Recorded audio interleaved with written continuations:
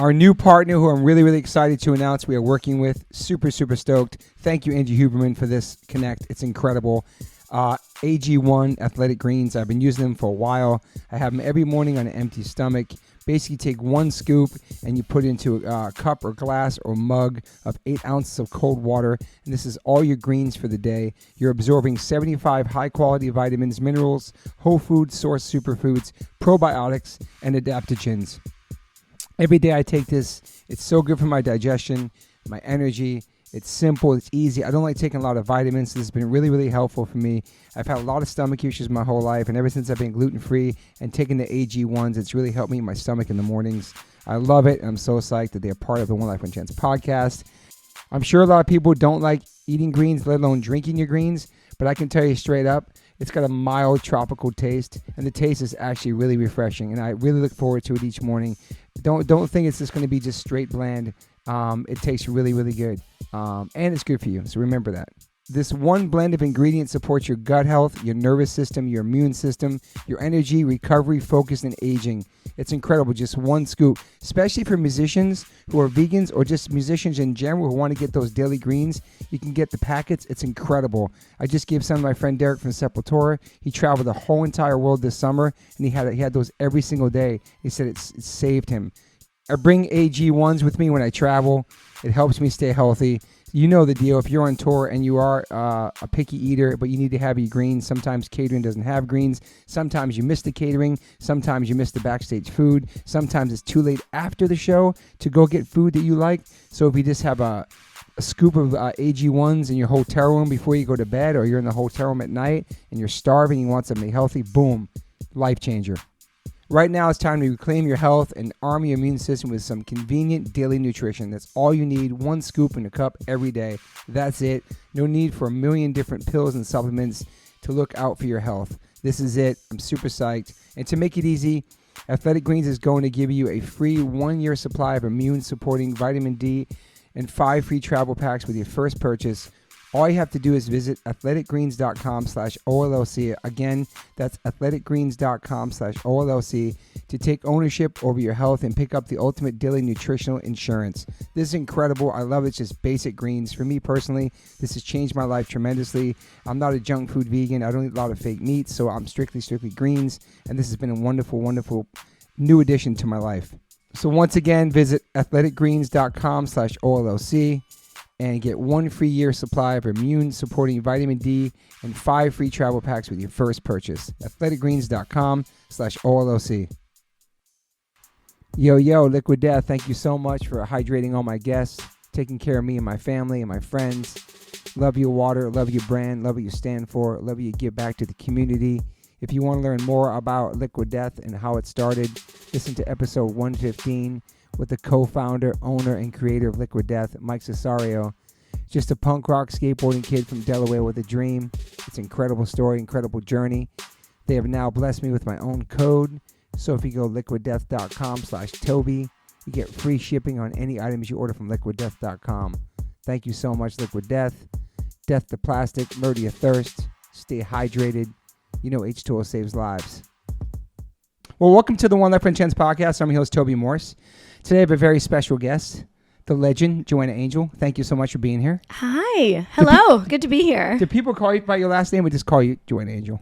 Yeah, people call me Joanna Angel. You know, so it's like one name. So I probably met you throughout my life somewhere down the line playing shows, but most recently we're at the Liquid Death headquarters. Yes. And you were filming people and you were walking around the room and then you went up to people and said, "Hey, what is your tag?" And I don't think you were even looking at my face. You were like looking at your phone, like writing the person's name. And Chris is like, "I'm Chris Cole." And I go, "I'm Toby Morse." Then you look up, you're like, "H2O." I was like, "Yeah." She's like, "Oh my God, I've seen your band a bunch of times." I was like, "Get the fuck out of here." Because you don't know who's listening or who's even following your band. It was so cool. It was, and now we're here. I saw your band play when I was in high school. Damn. Several times. Yeah. In But Jersey. In Jersey and in New York City. I think I saw, definitely in Jersey.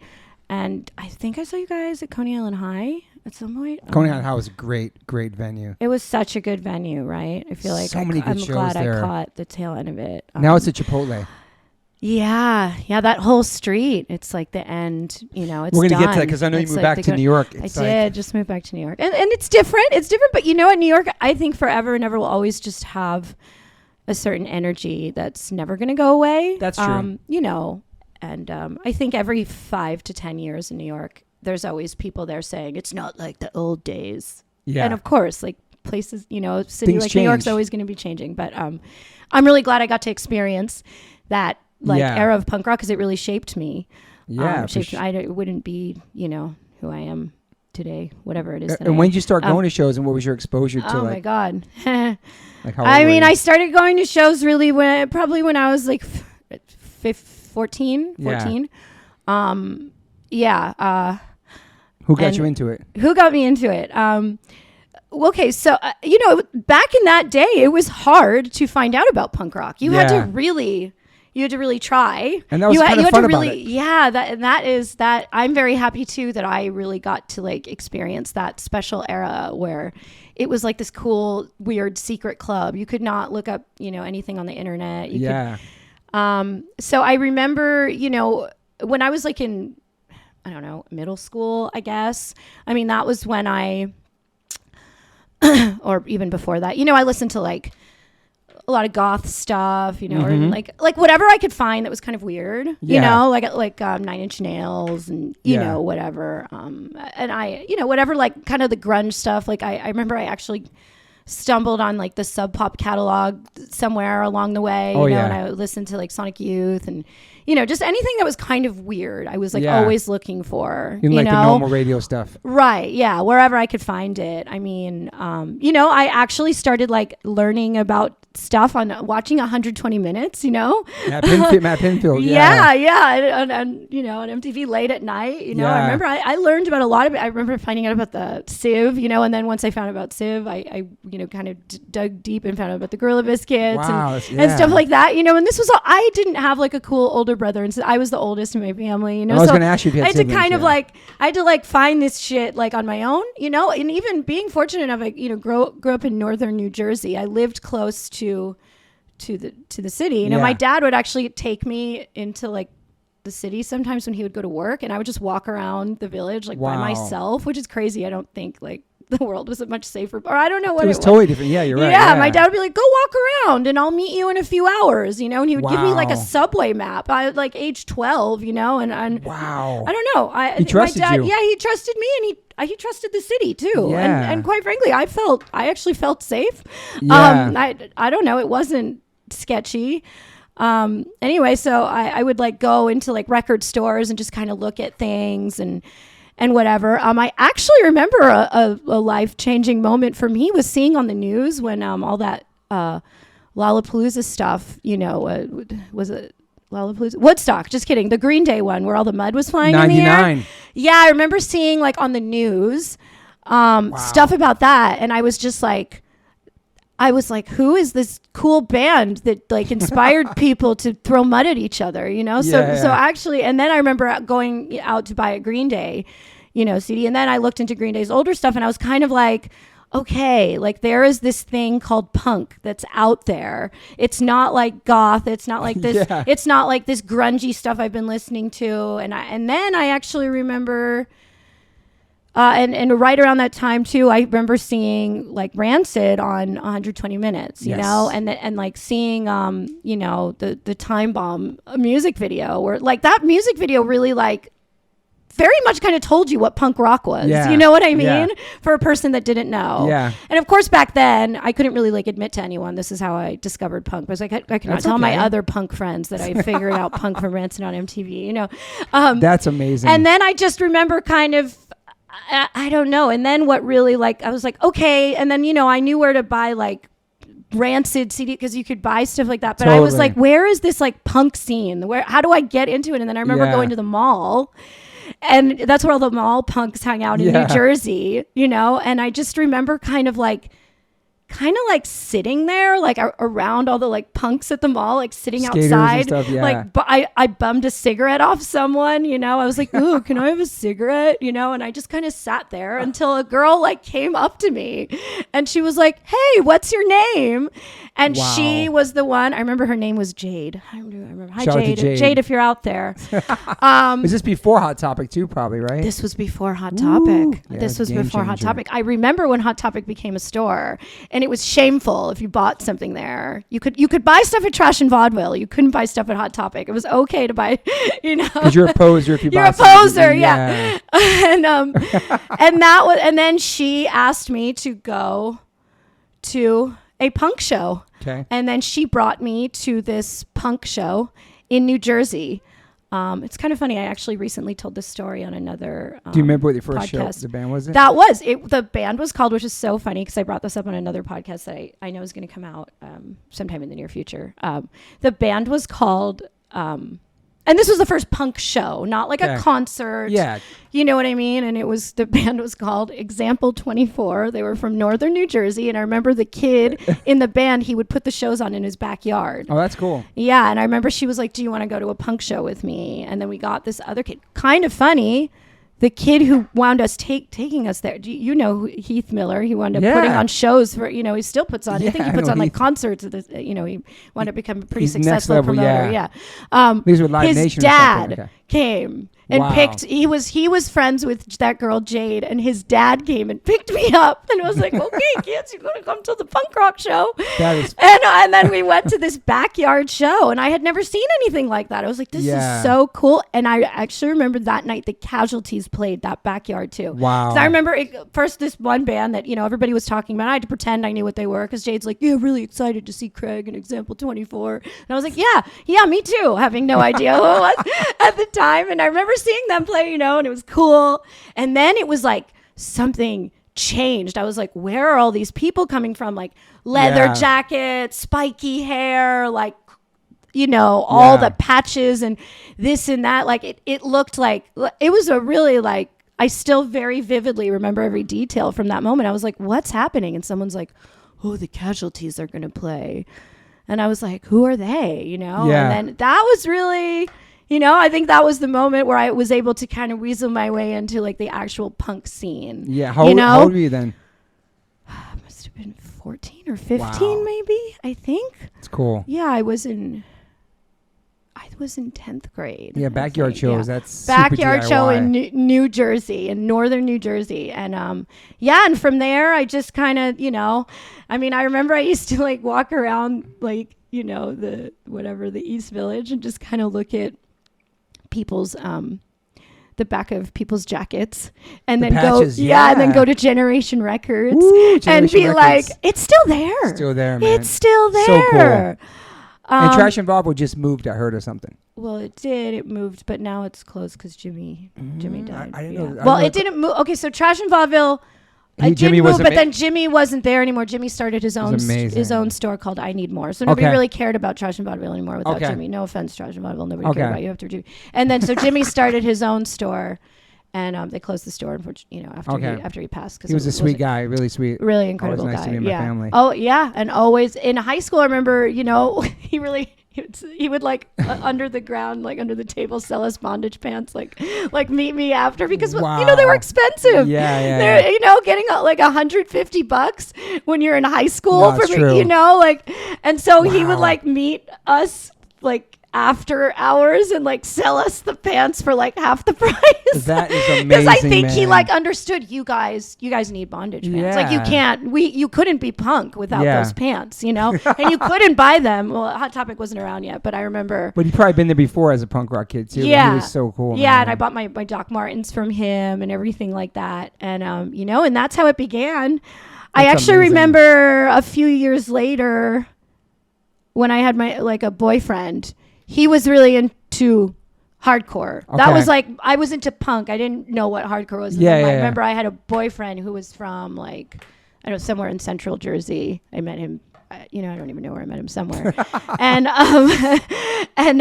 he listened to hardcore. So he was really into, into H2O. I remember that. And I actually remember I really liked it because he was into like, VOD and Think of It All and all that. And as a young girl, like I liked the music and all, but I would go to the shows and be like stuck in the corner. I'd be like, what am I supposed to do here? Like I didn't know what to do. It was like a little bit frightening. Intimidating. You know? Yeah. Like the punk shows were kind of like silly and wacky, and just felt it wasn't like a serious, different kind of dancing. Yeah, different kind of dancing. Yeah, but this was like kind of weird, and I'm like, everyone's like a dude wearing cargo pants, and I'm just in my bondage pants and my docks in the corner. Everybody's got camouflage on. Yeah. And then, but I remember like seeing H2O, and I was really happy because you guys would always like lighten the mood. And I could sing along to all your songs. That's awesome. Thank you. And it was really, really wonderful. And I know over the years we kind of crossed paths, but it's kind of funny. I'm like a generation, but like you were like a cool older person, Thank you. And it's kind of funny because to think of me as a younger person now is like hilarious, because I'm old, but but yeah. I mean, you guys were legendary, Thank you. and I think you guys in Rancid were just sort of like these nice constants in this like revolving world of punk. You guys were always just this like, thank you, nice constants. Do you know that I'm the guy in the Time Bomb video? What? You know what? I guess I never put that together. That's me running through the whole video with my skateboard and the tank top. Oh my God. Jumping through the window. I had no idea. And now I know. It's cool, right? And now I know. Everything's it wasn't supposed together. To happen. Yeah. I went there and there was a guy that was supposed to wear the black hat, white shoes, black shoes. Right. Cadillac. But I came as their friend and like Toby, we want Toby instead. And I had my skateboard and they put me in instead. It was really cool. It was a really wonderful day. Oh. And then that song was shot in. No, it was in New York by ABC No Rio downtown. I remember ABC No Rio. Had a lot of fun. Yeah, those were fun times. Yeah, ABC, CBGBs. Yep. So you were born in Brooklyn? No, I wasn't born in Brooklyn. I am not cool. Okay. I thought you were for some reason. People always think that, but yeah, no, I lived in Brooklyn. No, I'm from New Jersey. Okay. Yeah. So born in Jersey. Yeah. Well, technically, I always tell people I was. So I'm going to tell the truth right now. I was actually born in Lowell, Massachusetts. I was born in Taunton, Massachusetts. No. Yeah.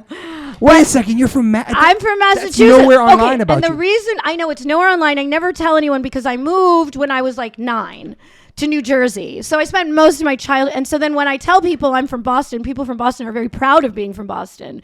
And then they start to talk to you about Boston. Okay, and I'm like, I was 8. I don't know. I didn't go anywhere. I don't have any memories from I was younger too. Because I was born in Massachusetts. I moved like maybe 5 or 6 to Rhode Island. Okay. So yeah, I was in Billy in Massachusetts too. Right. But so I don't have any like connection to Boston. So like if you tell Boston or Massachusetts people you're from there, they get kind of bummed that like you actually really know nothing about it other than like I remember going to like, I don't know, the candy store. Yeah, you were 9. Yeah, I moved when I was 9 or 10. Wow. Yeah. So then we moved to New Jersey. So New Jersey is really where I like grew up, and I lived there for a long time. I grew up so I went to, high school, middle school, elementary school, all there. And then I actually went to Rutgers. So I lived in New Brunswick. So I got to experience the whole punk rock scene in New Brunswick. So it's almost like I had like the northern New Jersey scene was like the drunk punk, Rutgers had good shows too. We played there before. Rutgers had great shows. Yeah, they had great shows. And I was very lucky to experience that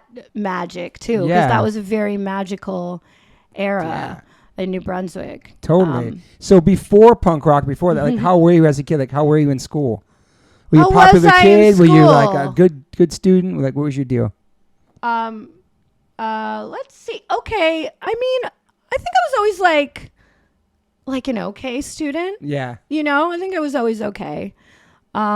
Just got by with the grades? Yeah, and I was one of those assholes that would like not do anything and then cram the night before a test and then do pretty well on it, and really not that much has changed. I do everything last minute still, I guess I learned from a young age.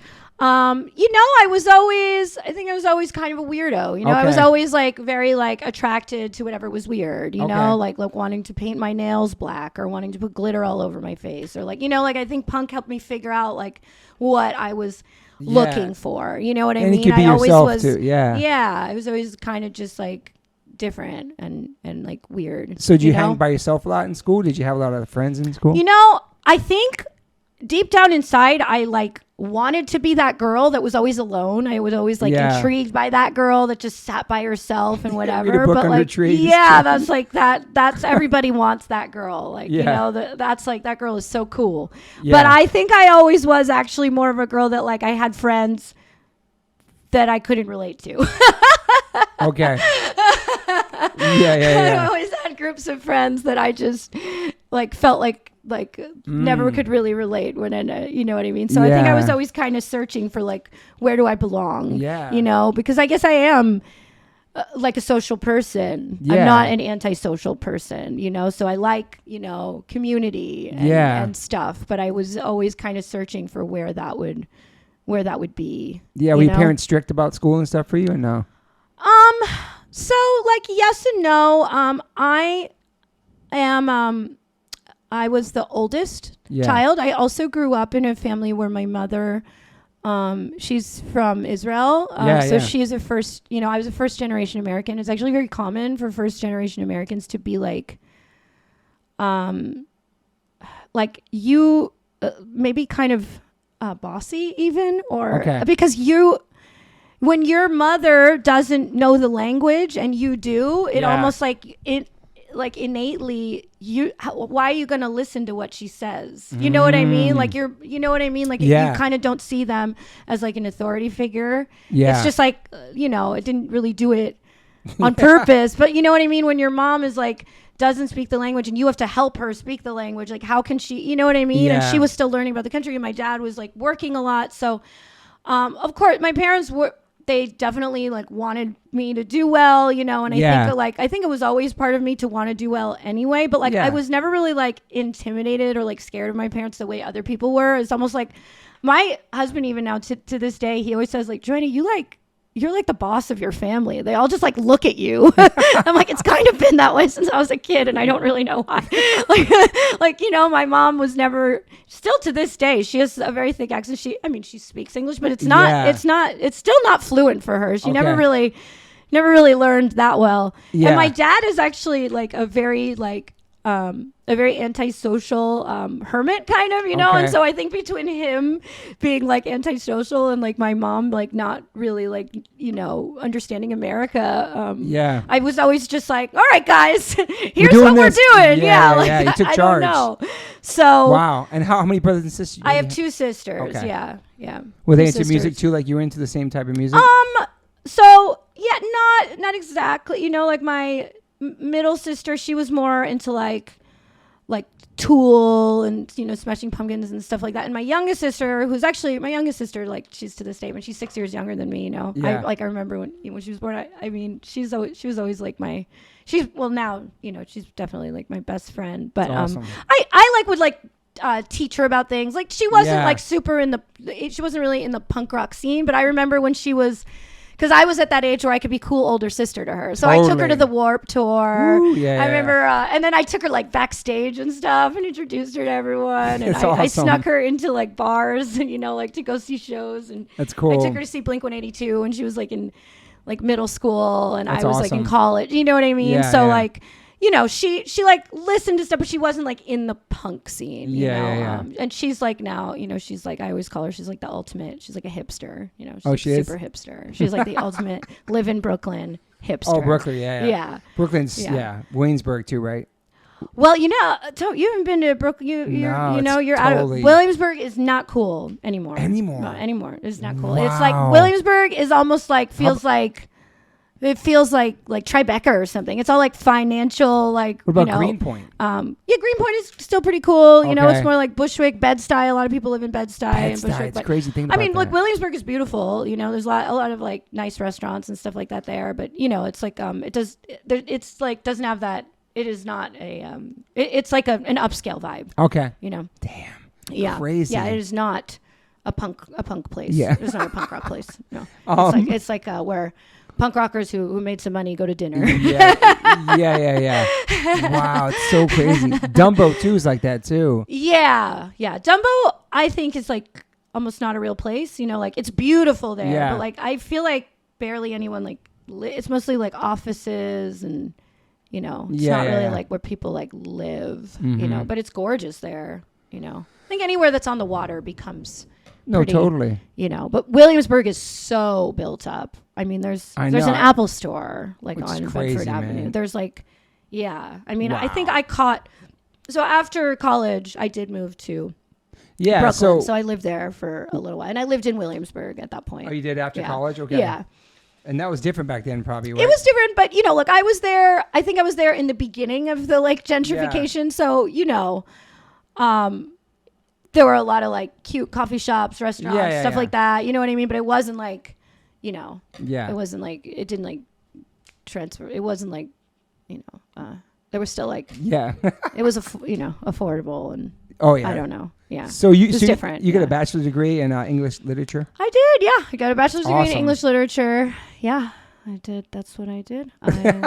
Once upon a time. So did you have a job doing that after you graduated from college? No, I don't know if you knew this, Toby, but I've been doing porn. No, I know that. I was trying. I'm getting to that point. I'm joking. Okay, so when that started. And look, for you. I tell people all the time my English degree. You, I don't know if anybody told you. No. Somewhere between the first time I saw H2O and Rutgers, you know. Okay, how young were you when that started for you then? Like when did that start? I guess it was like I was in my last year of college, like 22. Yeah, 22. So I wasn't super young. So yeah. People always say. Like, oh, you never used your college degree, but I think an English degree is something you use in everything. Totally. I mean, you know, your writing and reading is something you use all the time. You know, and also like writing, I had like a creative writing concentration. Writing was always like my passion. Okay. And I did wind up, you know, writing 2 books. So I did use my degree, but also I mean, people don't, you know, unfortunately, a lot of people don't realize all the work and time and energy that went into it, but. I mean, I wrote tons and tons and tons of porno scripts. I know. You got awards. So I know. Yeah, I definitely used my English degree for, and people don't realize how much we're like, oh, what, you know, like the stuff I fast forward through. I'm like, yes, I spent lots and lots of time, lots of sleepless nights, and lots of money on the parts that people fast forward through. And you know what? Maybe you shouldn't fast forward through it. Because it takes time. So anyway. Growing up before all that, were you a relationship person? Were you a quiet girl? Were you a shy girl? Were you like? Okay, so that's the thing. You know what I'm saying? Like the punk rock scene, as expressive and loud and wonderful as it was a very hard place to express yourself or learn about yourself, like sexually. Okay. You know what I mean? It really was sort of like. As a growing woman, it's, you know what I mean? It was a weird, it was, you know, very, a lot of dudes, you know what I mean? A lot of like masculine energy, you know, and like this, like, you know, I do think women kind of got sort of pigeonholed. Like you were either one of the boys or you were like a slut. You know what I mean? Like, and if you liked punk rock, it's almost like they looked at you as one or the other. You know what I mean? That's kind of how I always felt with like that sucks with the boys, you know. But it's, you know, it was a young boy, is it, you know, whatever. Anyway, you know, and it's always like anyway. But yeah, how do you get into that? Like from college? You know, how did I was not super open at all. In fact, I was pretty shy in that department. And actually I was very like, I felt like I was always like, I always had like a broken heart, you know. I fall in love with these romantic? band guys, and they would hurt me and always leave me for a girl that wasn't punk. They'd be like, civilian. They would say the worst thing. I just want to be friends. And I was like, why do they just all want to be my friend? They think the other girls with, you know, that have no tattoos, that don't like punk rock, that look like cheerleaders. They want to date them. They just want to be my friend, you know. So I think I was always searching for this hopeless romantic. I was a hopeless romantic, and I think I was always, admittedly, searching for this like validation. I think you know, because ever since a young age, I told you know, telling you about these life-changing moments I had. Like I loved.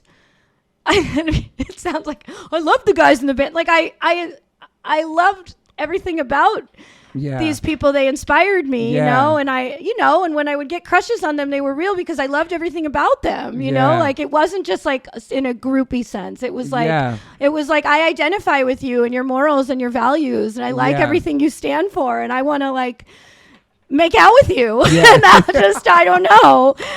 So it would be like pretty like kind of heartbreaking, you know, and then when that stuff started happening, you know, like, then when you start having breakups, and then it would be like, no, I can't go to this show because I'm going to see this guy and he's going to be here, and I just want to see his band because I loved his band. And, you know, but I think everybody goes through it. You know, I know. I think I was always searching for some kind of, you know, like, guys, like, look at me, you know, like express yourself, you know, like I'm always looking at you. Can you guys look at me? So maybe that's sort of where the energy came from, you know. Probably never said that out loud, and I don't know how people will take that, but whatever.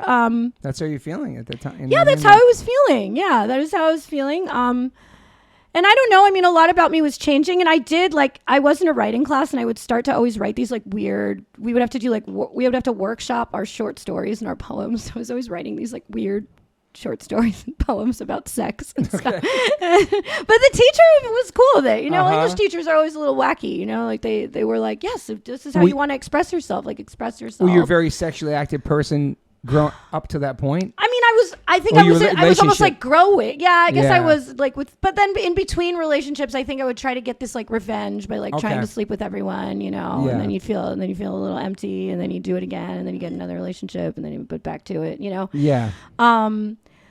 And then actually I started just kind of like, you know, like this was before, you know, people could just like watch porn on the internet, you know, like women particularly did not watch porn, you know, and it was almost like shamed upon to like talk to your friends about sex, like particularly in the punk scene. We like never talked about it, you know?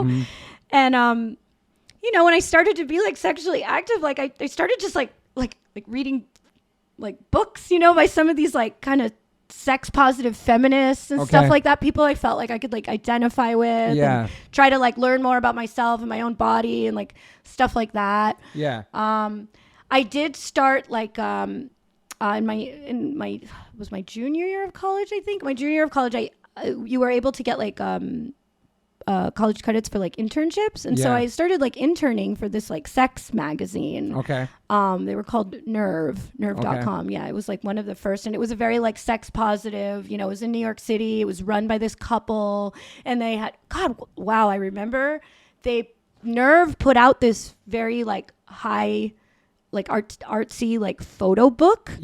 And I remember, and it was like artistic nudes, and I actually remember that's how I found out about, I remember Theo from the Lunatics with her husband. What's his name? Sean? They were in the book. And I just remember seeing a photo of them. And that's cool. I can't remember. I don't want it. Like if they were maybe naked but covering, you know what I mean? It was like a very sexy photo. And I was like, yes, you know, like, I don't know. Like, I was like, okay, like there is like something, you know, like I remember it being like inspiring, you know, and I don't know. And my roommate, you know, still my best friend to this day, he was my roommate at the time, and he was actually a very close guy friend of mine, and he was somebody I could actually open up to and felt like comfortable around. Is that the when you started burning angels? Yeah. He was actually in a hardcore band way back in the day. Wow. Kind of funny. Yeah. That's cool. He was in a band called Sons of Abraham. Did you? I know that name. Yeah. He was in that band. Wow. 101 years ago. He was my roommate at the time in college, you know. Was Suicide Girls before that? Okay, so Suicide Girls. So but you're credited as bringing alt porn to the mainstream. Yeah. Which can you break down for the listeners what that is? Yeah. So I'm like, man, it's very hard to sum up 20 years in, you know, in a quick period of time. We're just tatted up punk rock girls. But so Mitch, you know, was my roommate at the time, and I was always like coming home from my English classes, reading him my sex poems. I don't know why.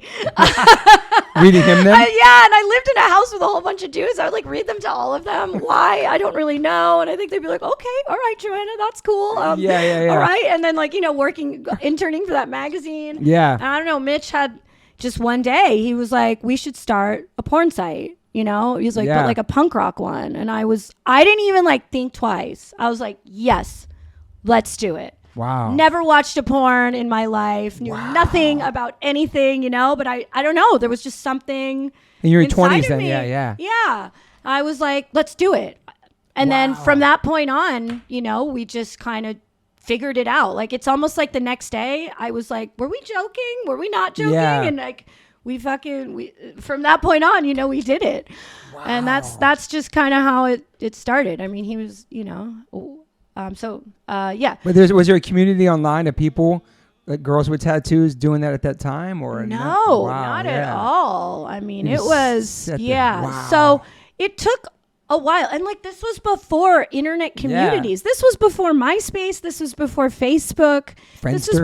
This was before Friendster. Yeah. So crazy. I mean, was there message boards back then? There were message boards. There were message boards. Oh, everybody was so mean to people, and they got really mean to me when Burning Angel launched. I remember, and you know, and I still remember to this day the people who stuck up for me. That's awesome.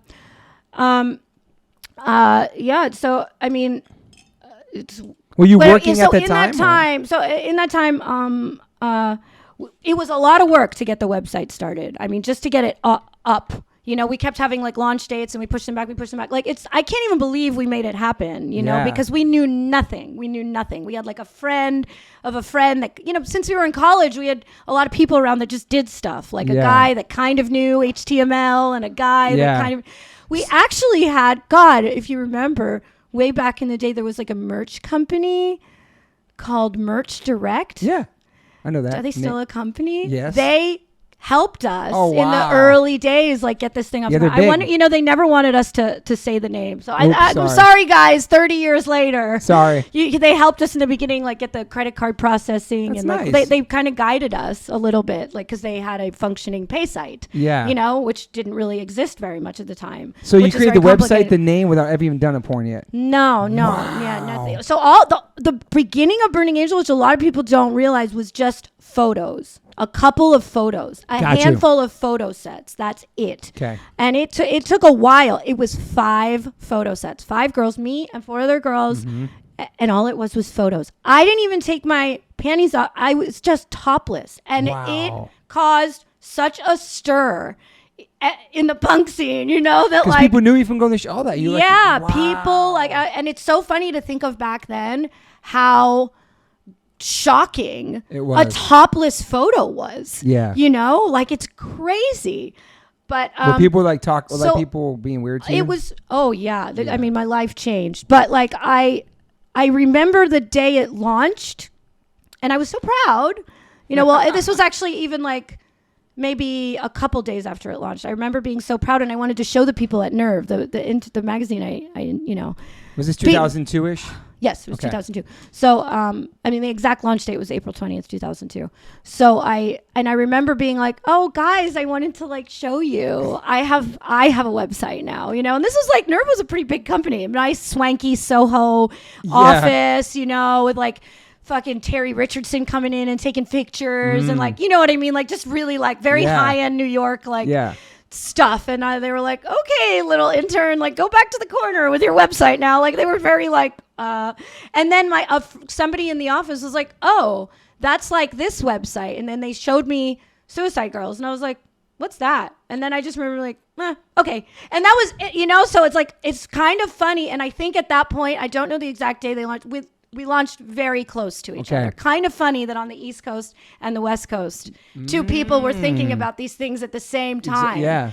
But I swear that is what happened. I knew nothing about Suicide Girls. And also, this was before Instagram, you know, before like I did not know what was going on the West Coast at all. I didn't have friends in California. I didn't like. I didn't even know that was a West Coast thing. And I kind of didn't know that Suicide Girls was becoming so huge because like I was so intertwined in trying to figure out how to like make Burning Angel a thing, you know, like Suicide Girls. So then it would get annoying because people would think we were like copying them. And I'm like, I literally like never, I don't even know what's going on over there, you know? Wow. So and that was just photos too originally? It was, It's, I think it still is. I mean, that's their thing, you know, that so at a certain point, we kind of became known for various reasons.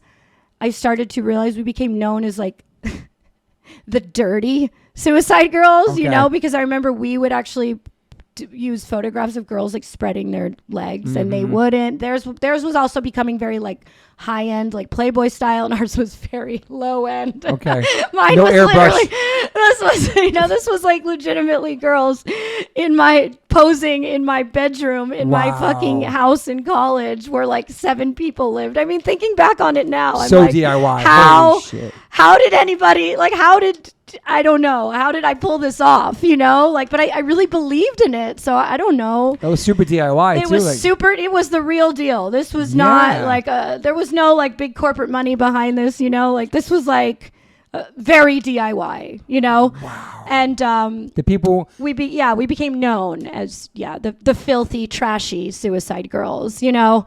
and so at a certain point, you know, and then also other things, I did start to learn about the big monster porn industry in LA. Yeah. And I wound up attending my first like AVN convention because I found out about it through somebody. And what's that convention? It's like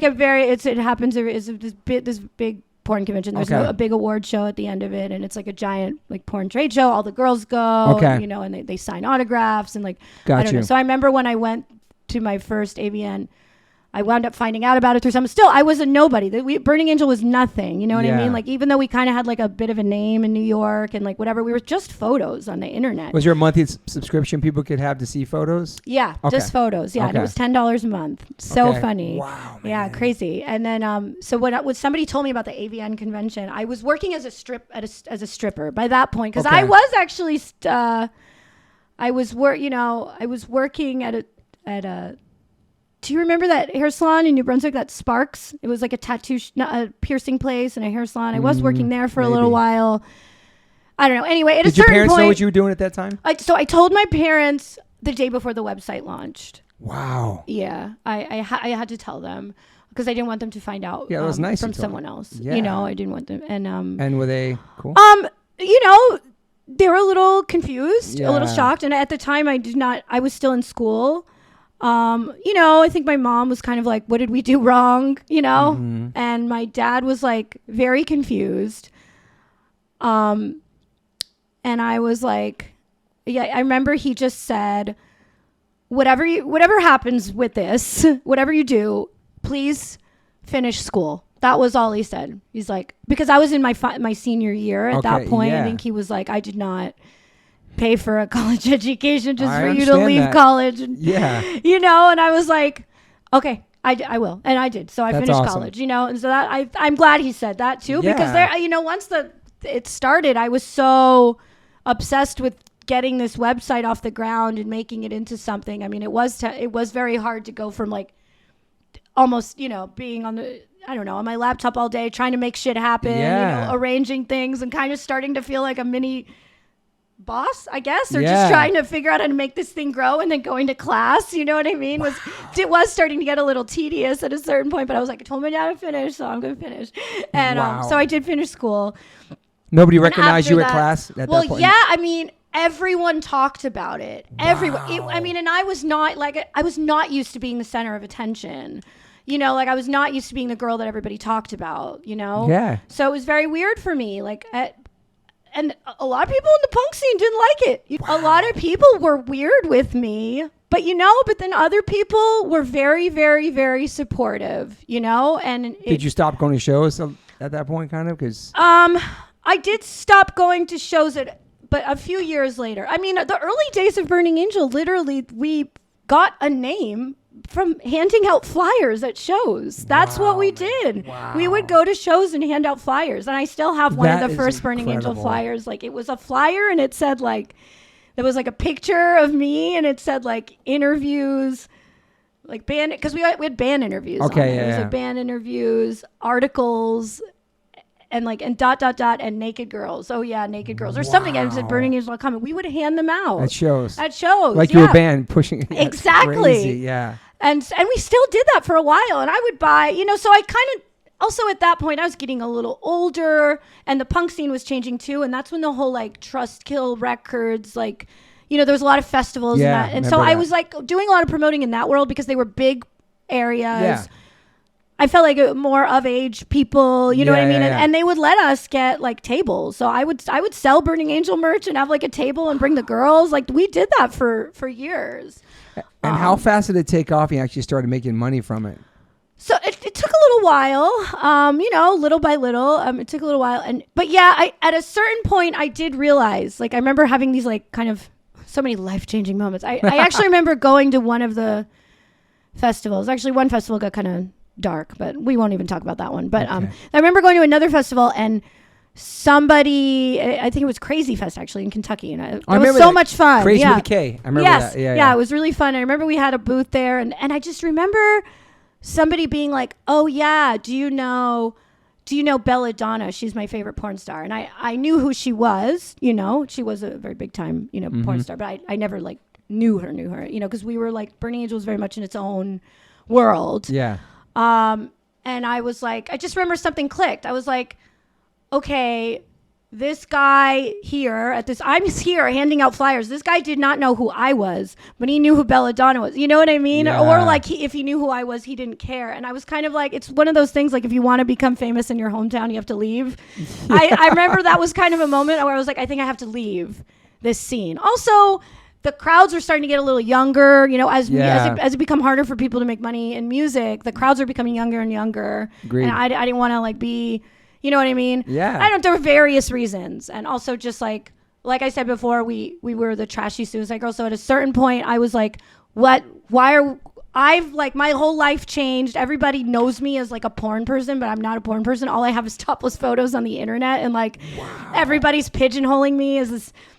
So at a certain point, I was like, we should make movies. You know what I mean? Like what the fuck is going on? You know, like my whole life has changed. I had a boyfriend dump me, like all this stuff. I'm like getting all the heat from being a porn star without being a porn star. That's fucking crazy. I didn't even know that. So there were just like a lot of things kind of leading up to like, let's fucking make movies. Were you scared to do it, or? I think by that point I was excited and motivated and once it was almost like starting a company all over again, because figuring out how to incorporate video onto a website and figuring out the bandwidth and the hosting and figuring out things like getting your DVDs like encoded. Another thing, I mean, everyone I knew was from the punk scene, and I actually remember talking to somebody, gave me somebody's number, like they did some bands like DVD, like tour DVD. And I was, because you need to get DVDs like encoded. And I remember when Burning Angel was making those first DVD, we were trying to figure out who could like do this, the encoding and stuff. And I remember asking the guy, and he's like, "I'm sorry, we can't do that," you know? So I was like, what? Like, it's like, you can't do that. You know, he's like, I can't have like porn on the screen in my pressing plant. I'm like, what the fuck does it matter? You know? So I started to, I was like, okay. I was like, and then I realized, I'm like, okay, this is why everybody makes porn in like Los Angeles, because there is like an entire world where everyone just works in porn and everything's okay. You know what I mean? Like, I think this whole thing where I was kind of trying to be different and, with your punk ethics, with the stuff with you my learned. punk ethics. Yes, exactly. But look, I didn't, and then I kind of, it's almost like the company was starting all over again, take two, because like learning how to do video. And then it was like, all right, well, I fucking caused a stir in the punk scene, and then it was time for me to cause a stir in the porn scene, like, and I was like, all right, guys, like I'm here. And having this, this was a time when porn was very like, blonde hair, the very California, like vivid, like vivid girl, look. And nobody's really tatted up. It was unheard of. Wow. It was completely unheard of. And I just, I came in changed all blazing, that. Yeah, you fucking changed all that. It's insane. Really crazy. I mean, so much has happened. And so I know it's hard to like squeeze in everything. No, but that's like, is that like intimidating coming to Los Angeles to take on that? By that point, I think because I went through so much in the punk scene, I went through so much, even just first coming to New York, I really figured out how to like make a statement in New York, you know what I mean? And how to like throw parties and like really make a scene there. Yeah, make an imprint. By the time I came to LA, it was like, people had heard about me a little bit, but I will say I keep using the word life changing. You can't say. You asked when we started making money. there was, because we were causing such a buzz in New York, you know, and it was such a strange thing going on. Yeah. You know, I even remember Tim Armstrong came and he did a whole bunch of photo sets for us and stuff like that. Yeah. I remember meeting Tim at the Warped Tour, and he liked Burning Angel, which was a really wonderful, like, moment for me, that he gave me the okay. But he was like, you know, Tim was really into photography at the time. He came to New York and he shot a bunch of, you know, I had all the girls come out and all the girls were excited to meet him, whatever. Oh, that's anyway, cool. It was a pretty crazy thing. So, you know, I feel like all these things were happening in New York. The New York Times wound up writing an article about me. And I actually remember when the article came out, that was when it went from being like, it was overnight. First of all, the website broke. Wow. It was the first time we got so much traffic. The website broke. You know what I mean? Holy and it was shit. and it was like overnight, everything changed. Wow. Yeah, when they did the article about me, it was like the first, like, it was a nice article. It was a great article. Okay, yeah, that's awesome. Yeah. Like, Mom, in the New York Times. Yeah, no, my dad was like, wow. I think I got my dad's seal of approval. He's like, all right, you're doing something, you know, like, I don't know what the hell you're doing, but like something is going on. Like, family members that didn't talk to me, like, came around, like, because that article is pretty funny. Yeah. That's amazing. Yeah, and I was working as a stripper, you know, still in New York at that time. So it was kind of funny because I was working as a stripper to, like, put money into my porn site, which is kind of ridiculous. Because at a certain point, I realized, I was like, oh, well, as a stripper, I could make more money. So if I could work less days and I'll have more freedom, and I could work at night. So I could work on website stuff during the day, and then also maybe I can meet girls at the strip club if they want to be on the website. Oddly, a lot of strippers did not want to do it. It's kind of funny. More of the girls that wound up wanting to do it were from girls that went to shows and stuff. The strippers really, you know, because a lot of strippers liked, like, the anonymity of being a stripper. Yeah, they didn't want it there, you know. Anyway. No, I get you. So for various reasons. So after the New York Times article came out, that was when I stopped dancing after that. That was when Burning Angel became my full-time job. Wow. And so like, monthlies went up every month, like everything subscriptions, everything went up. We got like so many members that day. No more $10. God, did we? I think we raised it to like $19.99 at some point. You know, in the final years, like I think we went up to like $24.99. But yeah, that was, and I do remember actually coming, because I did the New York Times article, but I never knew when it was coming out. Yeah. And then it's like, and life was so everything was happening at that. I was just like so engrossed and like trying to figure out how to make this thing successful, you know. I remember, so I did the New York Times piece. I remember they interviewed me. They actually came to one of our like sets. Wow. And they watched everything.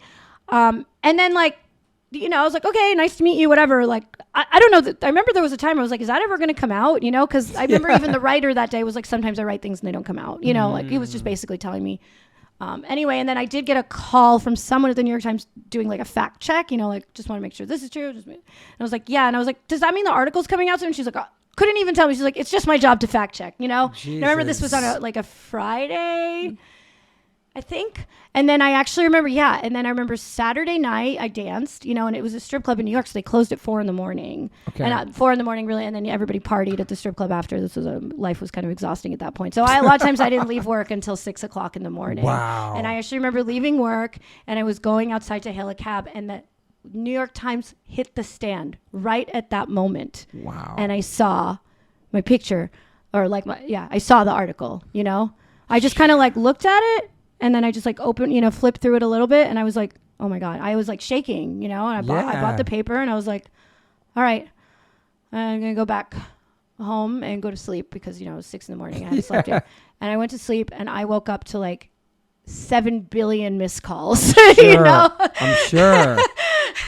And Mitch, we were living together at the time. We lived in a loft. It was the Burning Angel office too. I remember he was like waking me up, you know, and he was like, Joanna, the website crashed. Like, we got too much traffic. Wow, he was trying to fix it. He's on the phone with the hosting company. And it was just like this crazy moment, you know? And I was like, oh my God, like it's happening, you know? Like, it's really like happening. Like, this is like not like a a weird experiment anymore. This isn't like a joke, you know? Yeah. Kind of funny because fast forward to now, when you hear about the beginning of Liquid Death, I feel like there's some similarities where it almost started off as a joke. It did on YouTube.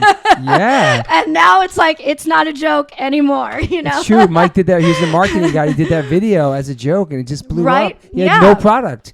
Just like you did the website. You didn't have any videos. We had nothing. Wow. You know? It's a great point. It's yeah, kind of crazy. funny how when I hear about the beginning, the early days of Liquid Death with Pat and Mike just driving around, you know, in a van and like, I don't know, you know, driving to every Walmart trying to pimp the product out or what, you know, I mean, Pat was telling me some stories of the early days. And I'm like, this is so much like early Burning Angel days, you know, where I'm like planning out flyers at shows, you know, So I really like, so fast forward a zillion years later, you know, I wound up selling the company in 2019. 2019. Yeah. But that website changed your life, probably starting that. And oh yeah. I mean, I grew up, you know, I started at age 22. I sold it at age 40. Wow, man. So you sold the website? I sold it. I got an offer. You know, how big did it become? Enough to like, you buy like, it was pretty big. Like you're chilling, you're buying a house, you're chilling. Okay. That's insane. Man. It was very stressful, you know. It was a lot. I kind of felt like what's from the moment I started that website in 2002 to when I sold it in 2019, it was almost like I blinked. It was my whole life. It consumed me, you know. It was everything. I did not really have a personal life at all, you know. Look, it was me, you know. Like when you are your brand, you know, like you love what you do, so it doesn't feel like work. But you know that times did get tough, you know, when porn became free. We had to kind of battle with that, but then we wound up doing okay. As time went on. When did that happen? When did that become free? Oh, God, it's so hard to point out the years. Maybe like 2013, 14, you know, we had to change. Was it 2012? I don't know. You know, we had to kind of keep to change and adapt, you know. You're a writer, producer, actor. You got just your awards like best actress, best scene, best website, best screenplay, everything. I've won how many? Like close to 200 awards, I think. Oh my God, man. That's insane. Yeah, kind of funny because now moving back to New York, it's like I have no place to put them, so they're sitting in storage. Really? I mean, there's literally not enough room to fit them. And at a certain point, I used to put them on a shelf. I remember my first award. I was like, yes, I'm going to put this award on the shelf. And then every year they kept getting more and more and more. And I was like, it went from an award shelf to an award like entire bookcase to an award like armoire to an award room. Wow. And now it's like, and then they moved to my garage. I had like a whole display in my garage when I lived in LA. And now I'm like, I'm just going to put them in storage. I don't need to look at these things every day. Even though I'm proud of them. Yeah, I was going to ask you proud. Of course, I'm proud. Were you so caught up in the moment that you realized all the success you have and then looking back now? No, I'm super proud of everything. You know, I don't ever want to own a business again. Yeah. You know, it was a lot, you know, it takes a lot out of you, you know, times that, you know, there were amazing times where, you know, a lot of highs and lows, times where you feel on top of the world and times where you feel really at the bottom. I mean, there were times where I took a risk. You know, I'd be so passionate about these movies and I would spend so much money and take a risk your own money. Of my own money, you know, on making some of these movies, a lot of money because I believed in them so much and then they would flop, you know, like that feels like shit, you know? Yeah. Having to like hire your friends and then fire your friends sometimes, you know, like having to, you know, there's a lot of hardships, you know, and then you become the man, you know, you hate the man as a punk rocker growing up. Totally. You start listening to your friends who are complaining about their jobs and you're like, you start to see it from their boss's point of view and not their point of view. I started to kind of feel like everyone was talking about me at the water cooler, you know, and sometimes they were. I actually remember seeing once on set. I was like, am I that person? I remember once we were shooting this big movie. And I remember it was in this loft and the door to the bathroom actually didn't close very well. So it was like, I just told everyone like, oh, just stay away from the bathroom if you see someone going in it. Cause it like, I don't know. Anyway, I actually remember I kind of walked by the bathroom and two of the crew guys were doing cocaine. Sorry, everyone. And they cut, when I walked by, they're like, oh, quit, she's coming. And they covered it. I was like, when did I become? Yeah. I went from being the person being offered cocaine to the person hidden from the cocaine. Wow. I was like, I'm the boss and I don't like it. You know, I'm like, what? You know, not saying I wanted to do cocaine, but you know what I mean. You get it. Like, I was like, you know, and then I'd start over time, you know, I'm like, God, you know, when you're like, wow, being the boss can be hard. It is, you know, and nobody feels bad for you. No one feels bad for you. So. And how many people working was like the biggest? I mean, staff or part of the company? You know, there was a time where we had like 3 or 4 just like full-time employees, but there was always like you know, just like freelance people that hired, you know, production on set. So I guess we never did become, you know, this like giant office of whatever, you know, because we would kind of, at a certain point, we partnered up with like another web company to do all our web stuff, you know, if that makes any sense. So we stopped doing it in-house because it got too much, you know, keeping up with technology. Yeah. And that company wound up actually buying the company. So it's almost like they were sort of powering it already. Okay. So it was a pretty easy switch. But yeah, I mean, you know, I got an offer, and it was something I had been thinking about, but I didn't think it was going to actually happen. You know, it was like, okay, I'm ready to sell this. Was it your first offer? I'm sure it offers. It was the first offer. Okay. Kind of funny. Within the first like 3 months of when we were a website, maybe like a year, very early on, we did get an offer from Suicide Girls, a very low one. Okay. Because I think we were such a joke and they were such a big thing. Yeah. I think they were like, let's just squash this. Yeah. And I remember they offered us $5,000, and it was kind of funny because I remember at the time I was like, wow, if I had $5,000, like I was very like $5,000. Yeah, they offered $5,000. I mean, literally, we were nobodies, you know, we were nothing. So I think they were very like, let's just end this before it gets anywhere. I don't blame them. Those are big, you know. And we said no. Wow. And that was actually the only offer we got. You know, 20 years later, we get a really, you know, still though. We didn't really get. But also, there's not a lot of buyouts in porn. There's really like in porn now. I'm sure it's like that in music. There's like 2 big companies. Okay.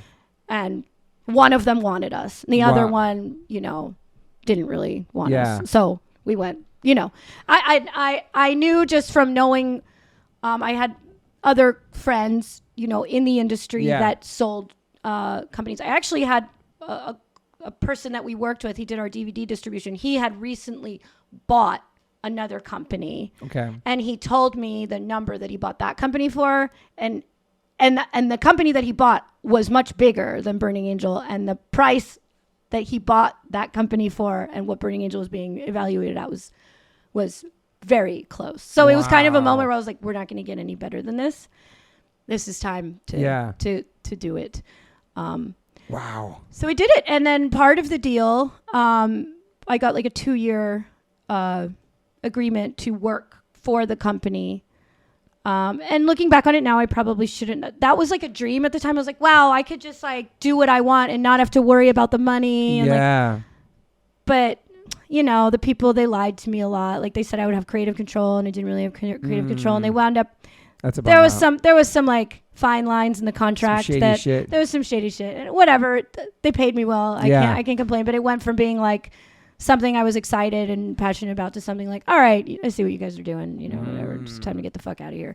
So it was my goal. I remember after I signed that contract, and a few months later, when that contract started to really go sour, and I realized like what a shitty deal it was. Oh, wow. Like creatively. That was another reason. I was like, I have this problem where I feel so sad and empty, and no one feels bad for me because I'm like kind of thriving right now. So but I felt really depressed, you know. It's like I didn't know who I was. Like Joanna Angel is my name, you know, and Burning it, like I felt like I just lost my child, you know.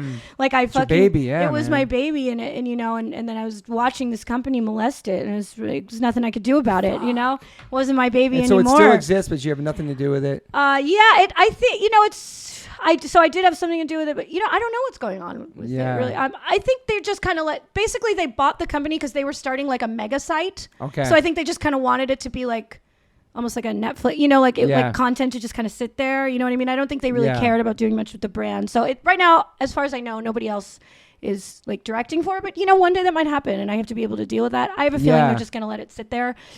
Who knows? It's up to them. I can't care. I cared so much for a while, and it's So when I signed that 2-year deal, and then a few months later, I realized that the deal was not a great deal. And I realized I didn't really have a home and a future there. I was like, this is just, I don't want to be here anymore. I shouldn't have agreed to this deal. So that's when I told myself, I said, before this 2-year deal is over, I need to find something else. And that was my goal. And I managed to get a job at Liquid Death a few months before those 2 months were over. And you're killing it too, man. It's so awesome. I love the company so much. I love it. And it is so great to help someone else's vision. And not be working on my own vision. Like it really feels good. Is it hard not to be the boss? No, I love it. Okay. I love it. I do not want to be the boss. I see Mike sometimes. I'm like, I don't envy you, and it's almost like the bigger the company gets, he's like more and more stressed. I mean, he's got so much to think about. I know. But it's such a cool brand and cool people behind it. I know. And community and the vision and the goals and what they're doing. It is such a fucking awesome company. I am so proud to be a part of it. Me too. I love it so much. And I think Mike is just a fucking genius. He is. I think he's such a genius. You go hard for them. I love, like. Yeah. You really love it. It's like. I really love it. I mean, and everyone needs water. I mean, just last night I came back to go to like an adult industry event, and I was able to, and Liquid Death was the official water of the party. So that's cool. It's been cool that I've been able to kind of keep my foot in the porn industry with water. How much involved are you in it still? Are you still doing? Okay, so I don't know how much you know about. At some point during COVID and this and that, it's kind of funny because I really thought I was like done. Retired. I was like, what else can I possibly do in this industry? I just didn't think. I had a company. I sold a company. Yeah. So I was kind of like, after these 2 years are over, I'm just done. But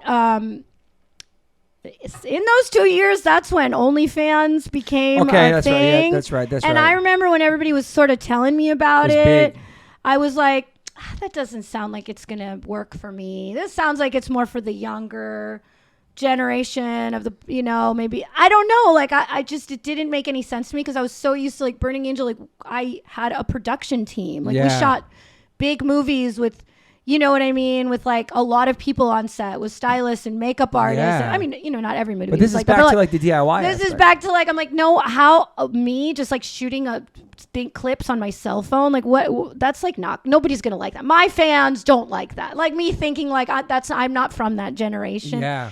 And then I don't know, like over COVID, I was like, all right, well, let's like. Try it. Let's try it. And it, it's doing pretty well. So, so I do that, so that's what I do. And you make good money. That's awesome. I make good money. Less stress though, right? I'm so surprised every month, like I'm so happy and thrilled and grateful that I have so many fans that month after month subscribe and pay for it and talk to me, and these diehard fans that have now been my fans for 20 years. I have people that are like, I've been jerking off to you for 20 years. And I'm like, man, it's like we grew up together. It's like it's fucking crazy. You might know me better than like my family members or something. You've seen like you've literally like so I'm so grateful. And sometimes I'm shocked. I'm like, I can't believe with so many new girls coming in every day, like these people are still so loyal to me. Yeah. And that's what you just do. So, I'm just, and the great thing about OnlyFans is you can do it from anywhere, you know? And so that was why I made the decision, to move back to New York. I was like, well, everything I came here to do, I did. You did it all. I came here for work, and I was like, and now it's time to go home. LA never felt like home to me. It always just felt like, and I tried, and I really thought like maybe I'd get used to it, or it just never felt. And every time I'd go back to New York to visit my family, but my sister, she lived in Brooklyn. My family's still in Jersey, and every time I'd spend a few days in the city, even when it was freezing cold. Even when it was, like at the inconvenience or the summer disgusting heat. Whenever I would go back there, I just felt at home. Yeah, and I'd always be like, I just want to move back here one day. I just want to, and also I felt like I was kind of taken away because I always wanted to move to New York. And I lived in New Jersey growing up being like, I want to one day live in New York. And then I finally lived in New York. I lived in Brooklyn. And then I kind of got taken to Los Angeles because of porn. And I actually remember when I first moved to LA, I was so like, God, I really wanted to make this work in New York. Because for a while, you know, Burning Angel obviously was such a New York thing. But I had to just go to LA at some point. Like I said, it was just too problematic. So it was almost like I wanted to move to New York my whole life. And then it was sort of taken away from me. Yeah. And like before I was ready to go. And so I was like, you know what? I could always come back if I want to come back to LA. And so now you're there. Now I'm back in New York. I just, and I'm really thankful because between OnlyFans and Liquid Death being like a virtual job. Yeah. And I also knew at Liquid Death they were, when I first started there, they were talking about getting a New York distributor. That was like sort of the last city they had to conquer. And I just remember talking to Styx, my boss. Shout out to Styx. Yeah, shout out to Styx, my boss. It's so funny to even have a boss, I know. But I love it. I think you're still the boss in your own way. Yeah. You know what I mean? Like, and but Styx really lets us really own our own department. He's amazing, man. Which is awesome. He works hard too. He works hard and he's taught me a lot. Yeah. But it was Jen who really got me in with the company. So shout out to Jen. She is such a badass. I love her, man. Such an inspiration, I always tell her, I'm like, I don't even think you realize like how important you are, because to see, I even like, I've made fun of myself. I'm like, I became important in the punk scene through sucking dick. I was like, you fucking did it. Like, singing on stage. I was like, I cheated. You are really doing it. You managed to really become respected without sucking dick. Shout out to you, Jen. Shout out to you, Jen. And not, she's not like sleeping her way to the top or anything. No, she is a fucking and awesome. She is a real, like, you can tell through the way she talks. She is such a passionate musician. Yeah. She eats, sleeps, and breathes like, she is great playing music. Too. She is such a great, and she loves it. Like, she's definitely like, she's not in it for like the fame. Yeah. You see over the years when like a girl band would kind of get put together and it looked like a fashion project. Yeah. And some of those bands were still catchy and cute. Totally. But she's really like just a real deal, like hardcore musician. Did you ever want to do music? Can you sing or anything? Because you love it so much. I do. I know. All right. Like, okay, when I was in high school, I took guitar lessons. Okay. And it's like inside of me, I wanted so badly to be like a chick that played guitar. Yeah. I wasn't very good at it. Okay. I just was not good at it. It's like I was forcing it. Okay. It wasn't coming naturally to me. I was always a writer.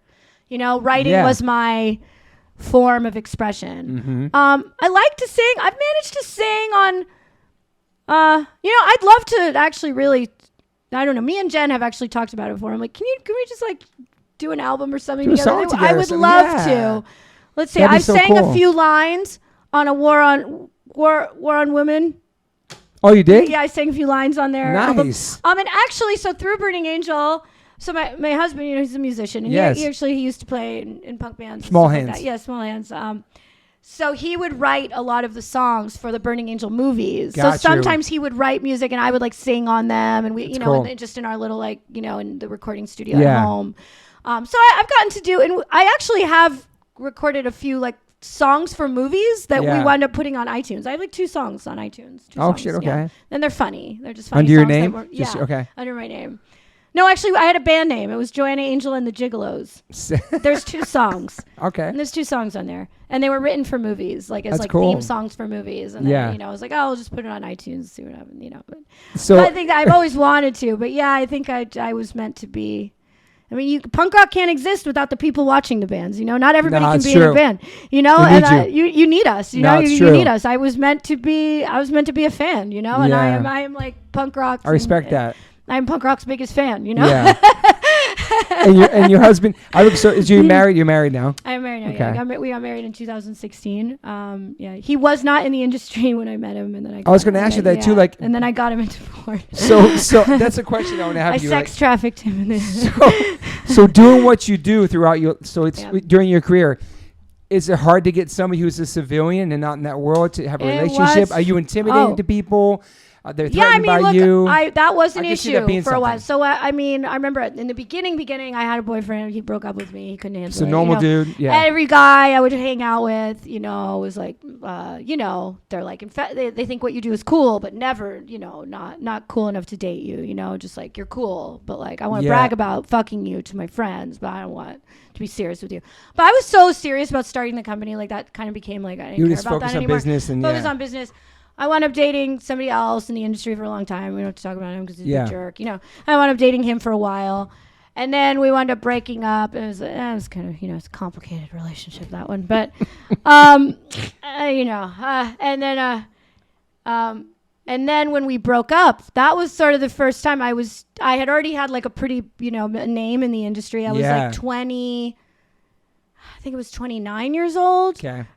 Single, But you joined Angel, so people are probably intimidated. Yeah, and that was a funny time because I was like going on dates, like kind of putting myself out there, like trying to navigate life being single as like a semi-famous porn star. Wow. And people really like, a lot of times I'd go on dates and find myself like feeling like I'm in the middle of like a band, like a press interview, like, so what do your parents think and when did you get started? And I'm like, why are we talking about this?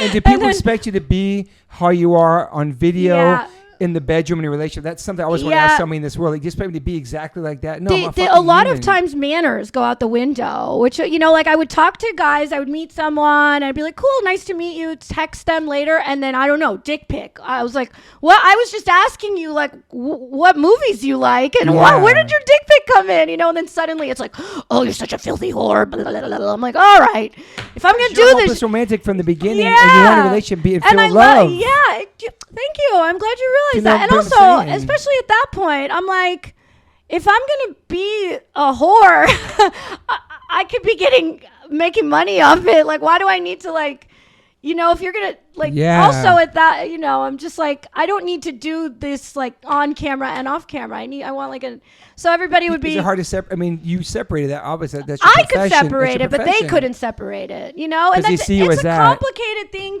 to talk. It would be complicated to tell people. It's like, I love what I do. It's not fake. When people be like, "Are you faking?" I'm like, you can't fake it. It's real sex. A penis is going inside of you. Those are real reactions. Yeah. Totally. We're not holograms. Like, I hate when people say, "Are you faking it?" I'm like, if you maybe once in a while fake an orgasm, you're still not faking it. You know what I mean? Like, a dick is going in you and the camera is filming it. Those are real reactions and real people. And real things are happening, you know? So it would be hard to be like, I love what I do, but I also am very capable of falling in love with someone and cuddling and having a good day and having great passionate sex. You know what I mean? Like, and conversations and being a human. Yeah. And then there was a time where I dated another guy who goes in a band, and he forever. It's an addiction, an illness. Musicians? You fucking musicians. Redo it.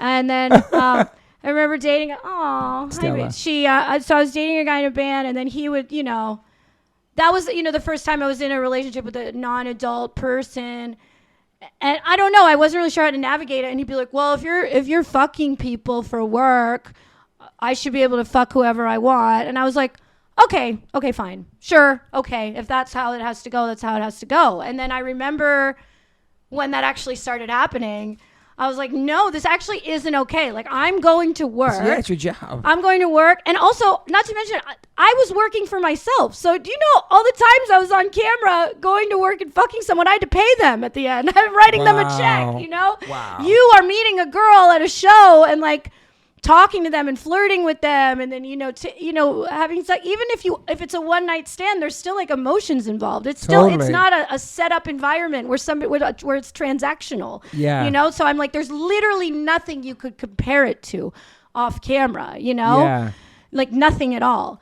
And so, and once it started happening, I was not okay. I was, I was like emotionally, and I would try to tell him, I was like, yo, I'm not okay with this. Also, it's embarrassing to me because I like people knew me and this one guy we're dating, and I'm seeing on the internet all these girls like had so much fun with you last night, and it's humiliating to me. I'm like, this is like really like not fair. Like everything I do, it's everything. It's whatever. Yeah. I'm like, also, I'm building a business still. Like I was like, you don't have to. I'm like, fine, if you want to like have sex with an escort, I guess that's the closest you could compare it to because you're just it's transactional.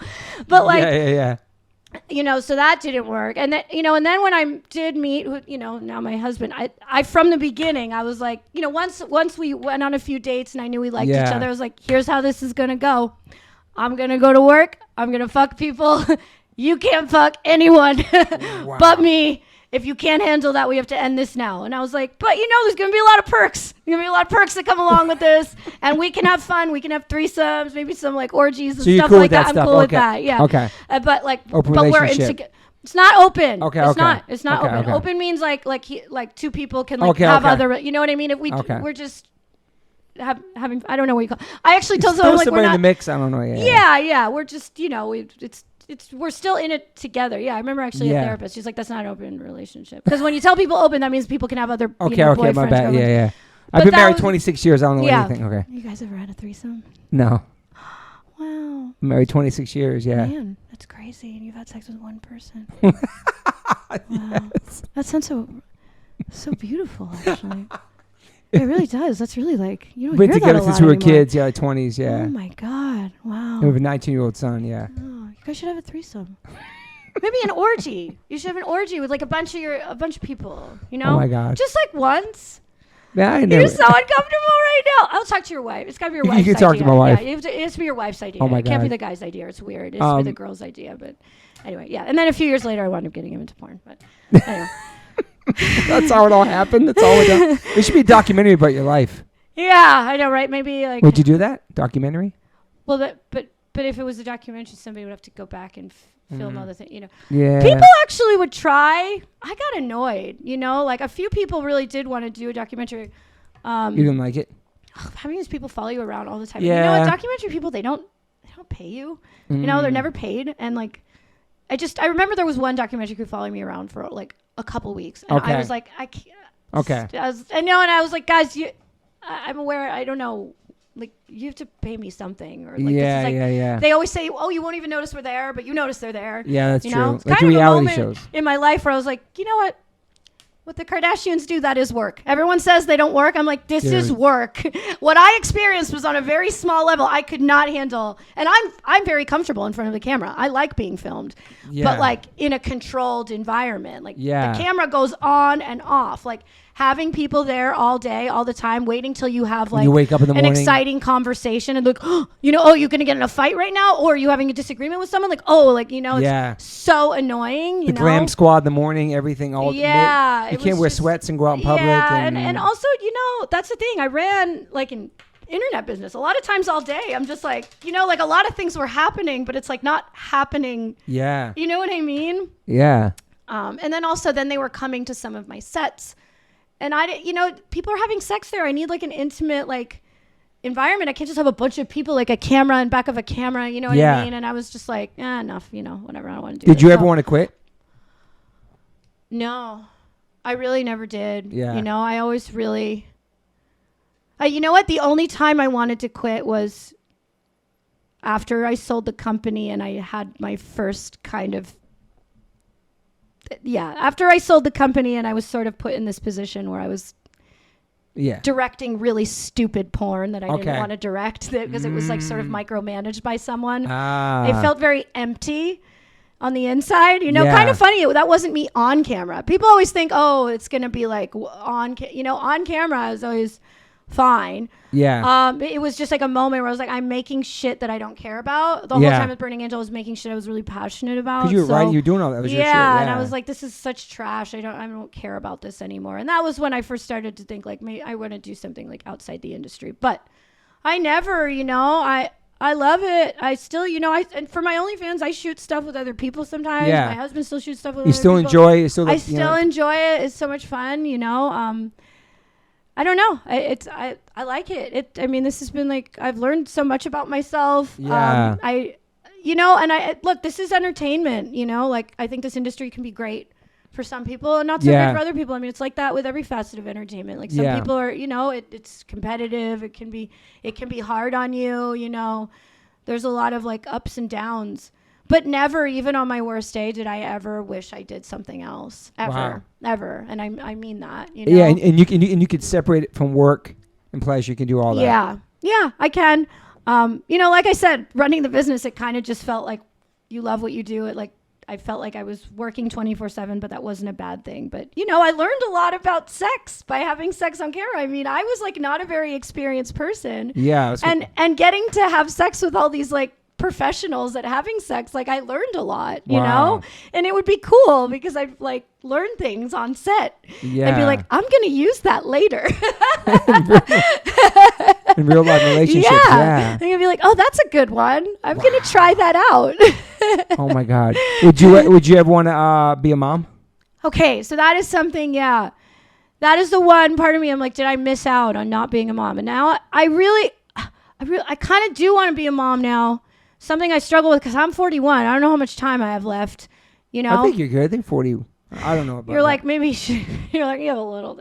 No. That's sort of something I think about. I'm like, I don't know. Sometimes I'm really grateful that I'm not. And sometimes I'm sad that I'm not. Okay.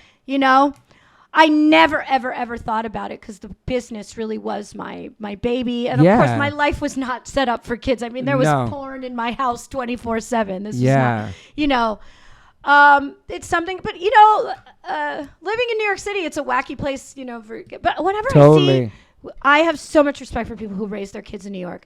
Their kids turn out so fucking cool. Yeah. And they know how to use the subway and they're so like, independent, diverse, you know what I mean? Like you were going to shows like your dad dropped you in the city. Exactly. Same thing. Exactly. Yeah. When I have friends that are moms and they raise their kids in the city and they don't move to the suburbs, I have so much respect for them. Yeah. I mean, I know that it's very expensive, especially in New York. But it's such a different way of raising a kid. So, I mean, I guess like everyone, I mean, if I like had just like billions of dollars, and like 7 extra bedrooms in New York City and a nanny and I don't know. That is something I haven't exactly closed the book on it. Like I'm never going to have a kid.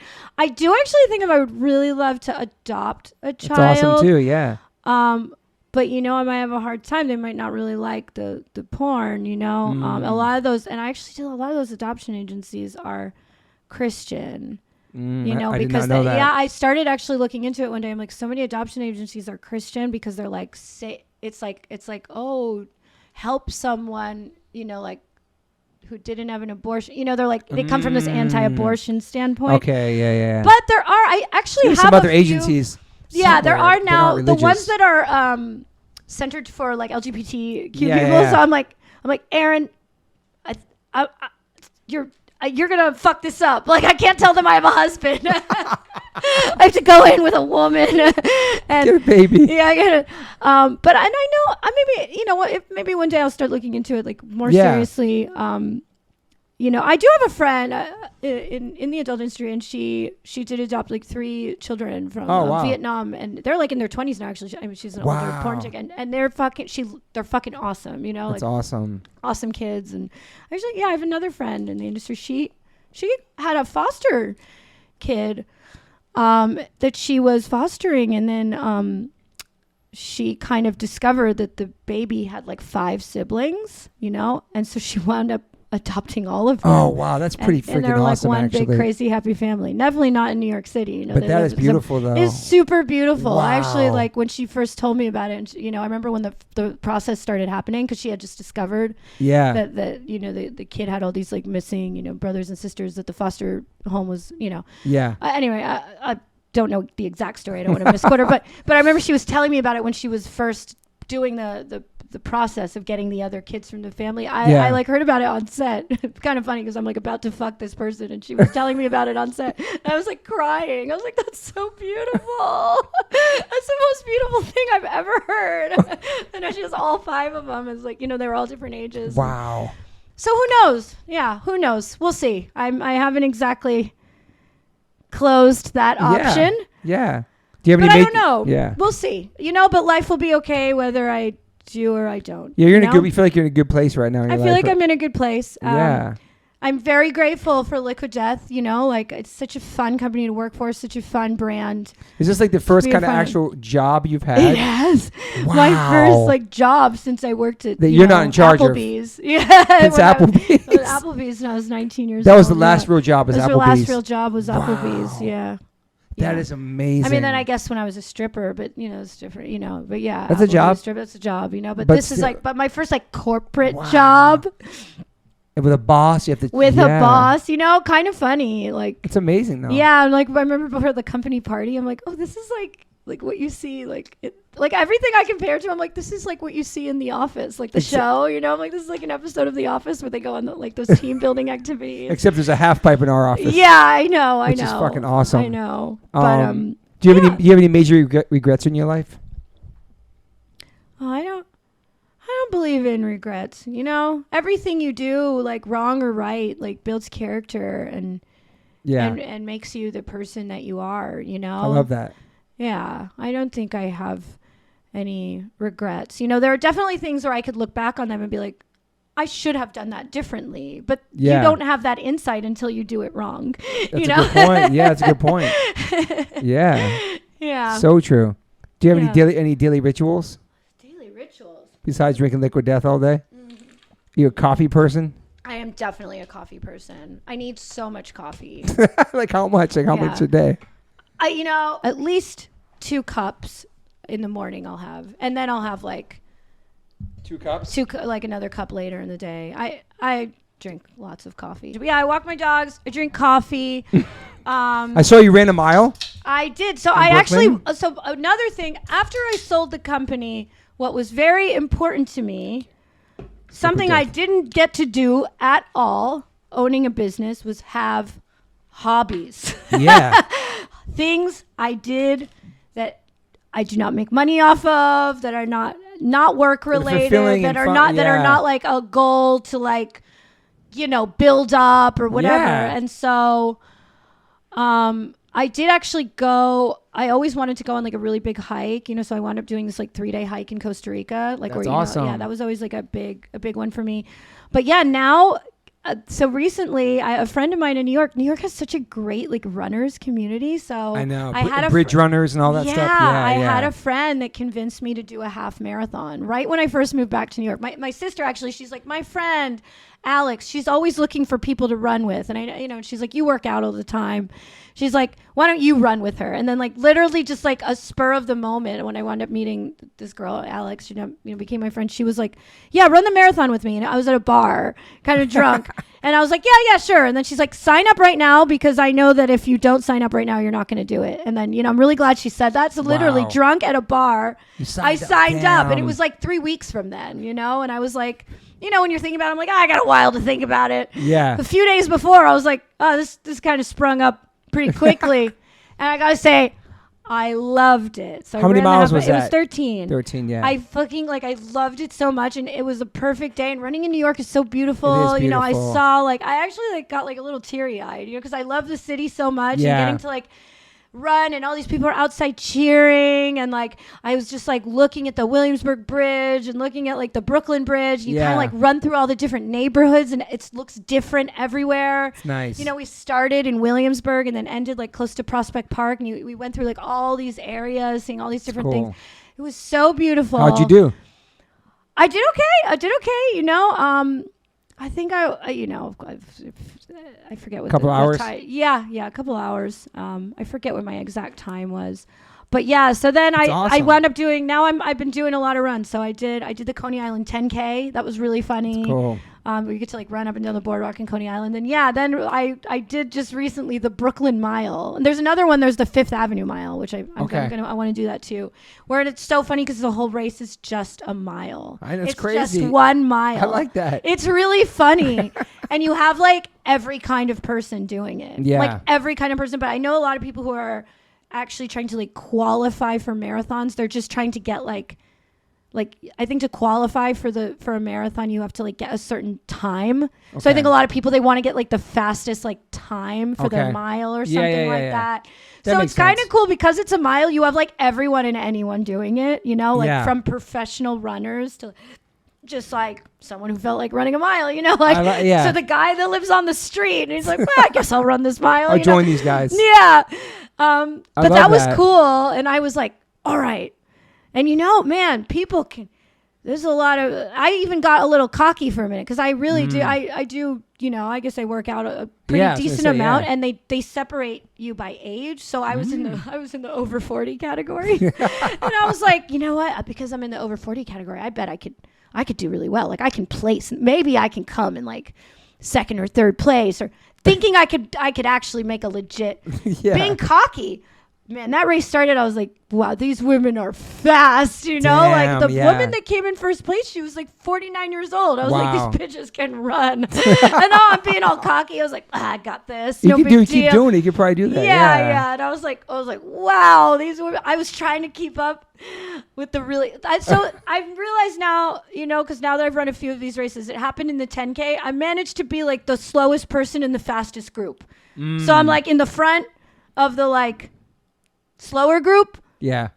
Not the slowest one, you know, but I'm in the front of but I'm always at the very end of the fast group. Yeah. So this too, I was like, because I think it's good for me to like run next to the really fast people and then they run way ahead of me. And then I'm like, okay, but I can still see them. As long as I can still see them in the distance, I'm doing okay.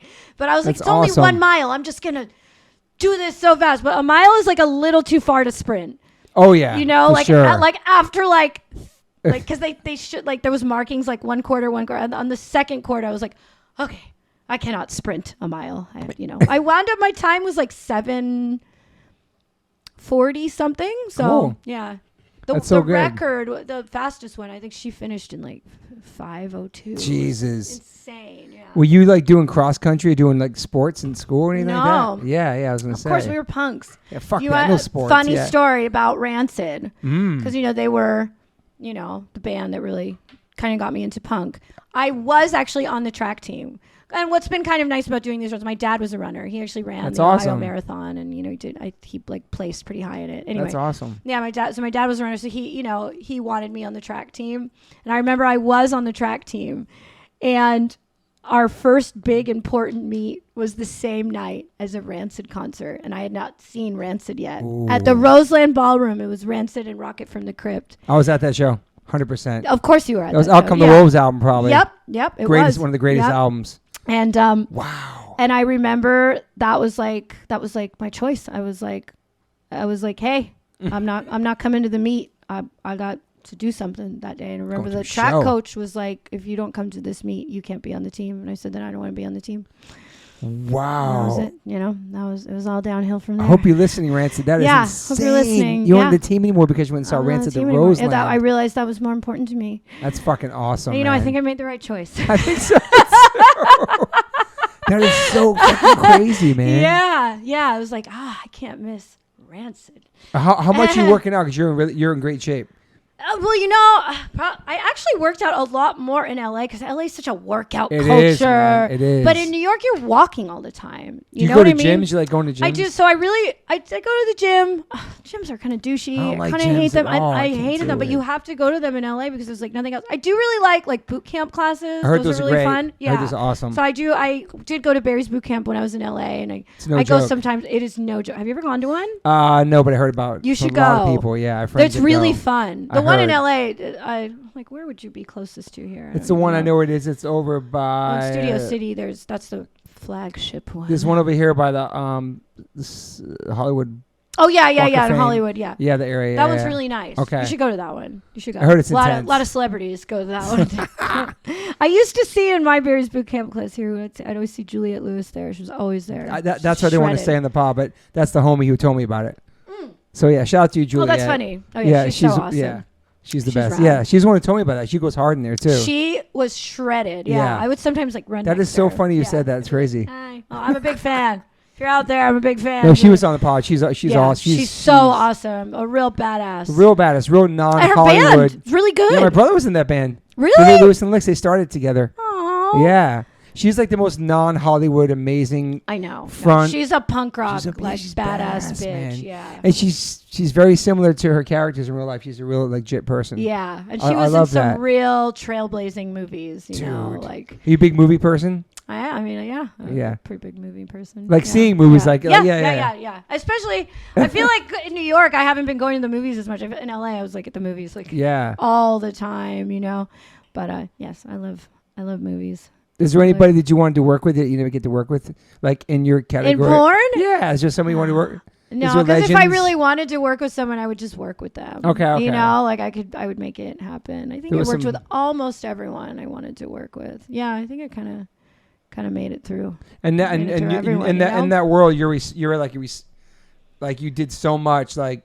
You know, it's funny because now, going to the event I was last night, you know, like it's like all the young girls are very like, you're my idol. You're the OG. Yeah, I'm the OG. You wow, know? man. I'm the Tim Armstrong of porn. You know?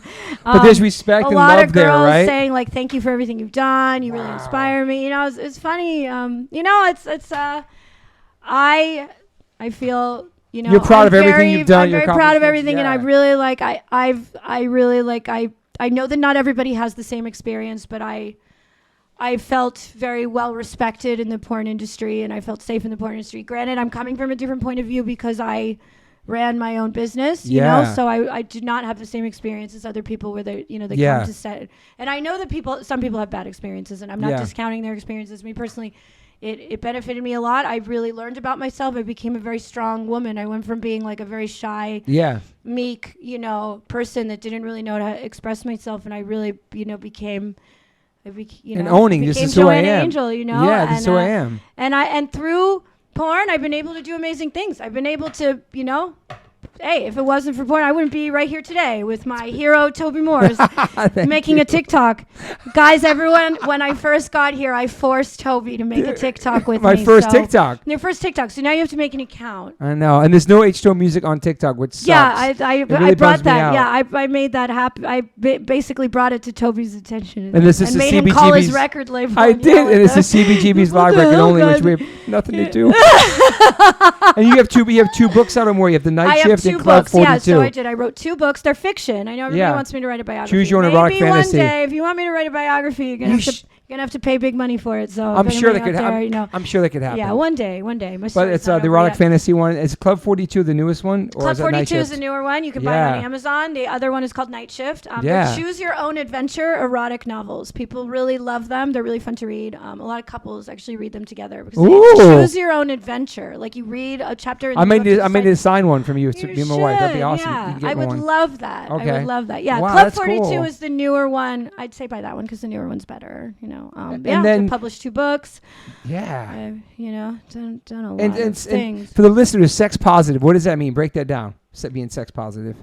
What does being sex positive mean? It means is it being comfortable with your sexuality? I think you have a healthy relationship with sex. It doesn't come from a dark place. You know, sex is something that like excites you and benefits you and you are like in charge of your own sexuality, and your sexuality, you know, kind of opens you up and helps you, as opposed to, you know, I think some people have this like dark relationship with sex, you know, like treating it like it's some kind of vice or like an addiction or like, you know, or like it's a source of pain or something, you know. So I guess that's how I don't know if I've ever been asked to define that. No, I'm just wondering, because people always talk about that. Yeah. Because you don't consider yourself a sex addict. That was your job.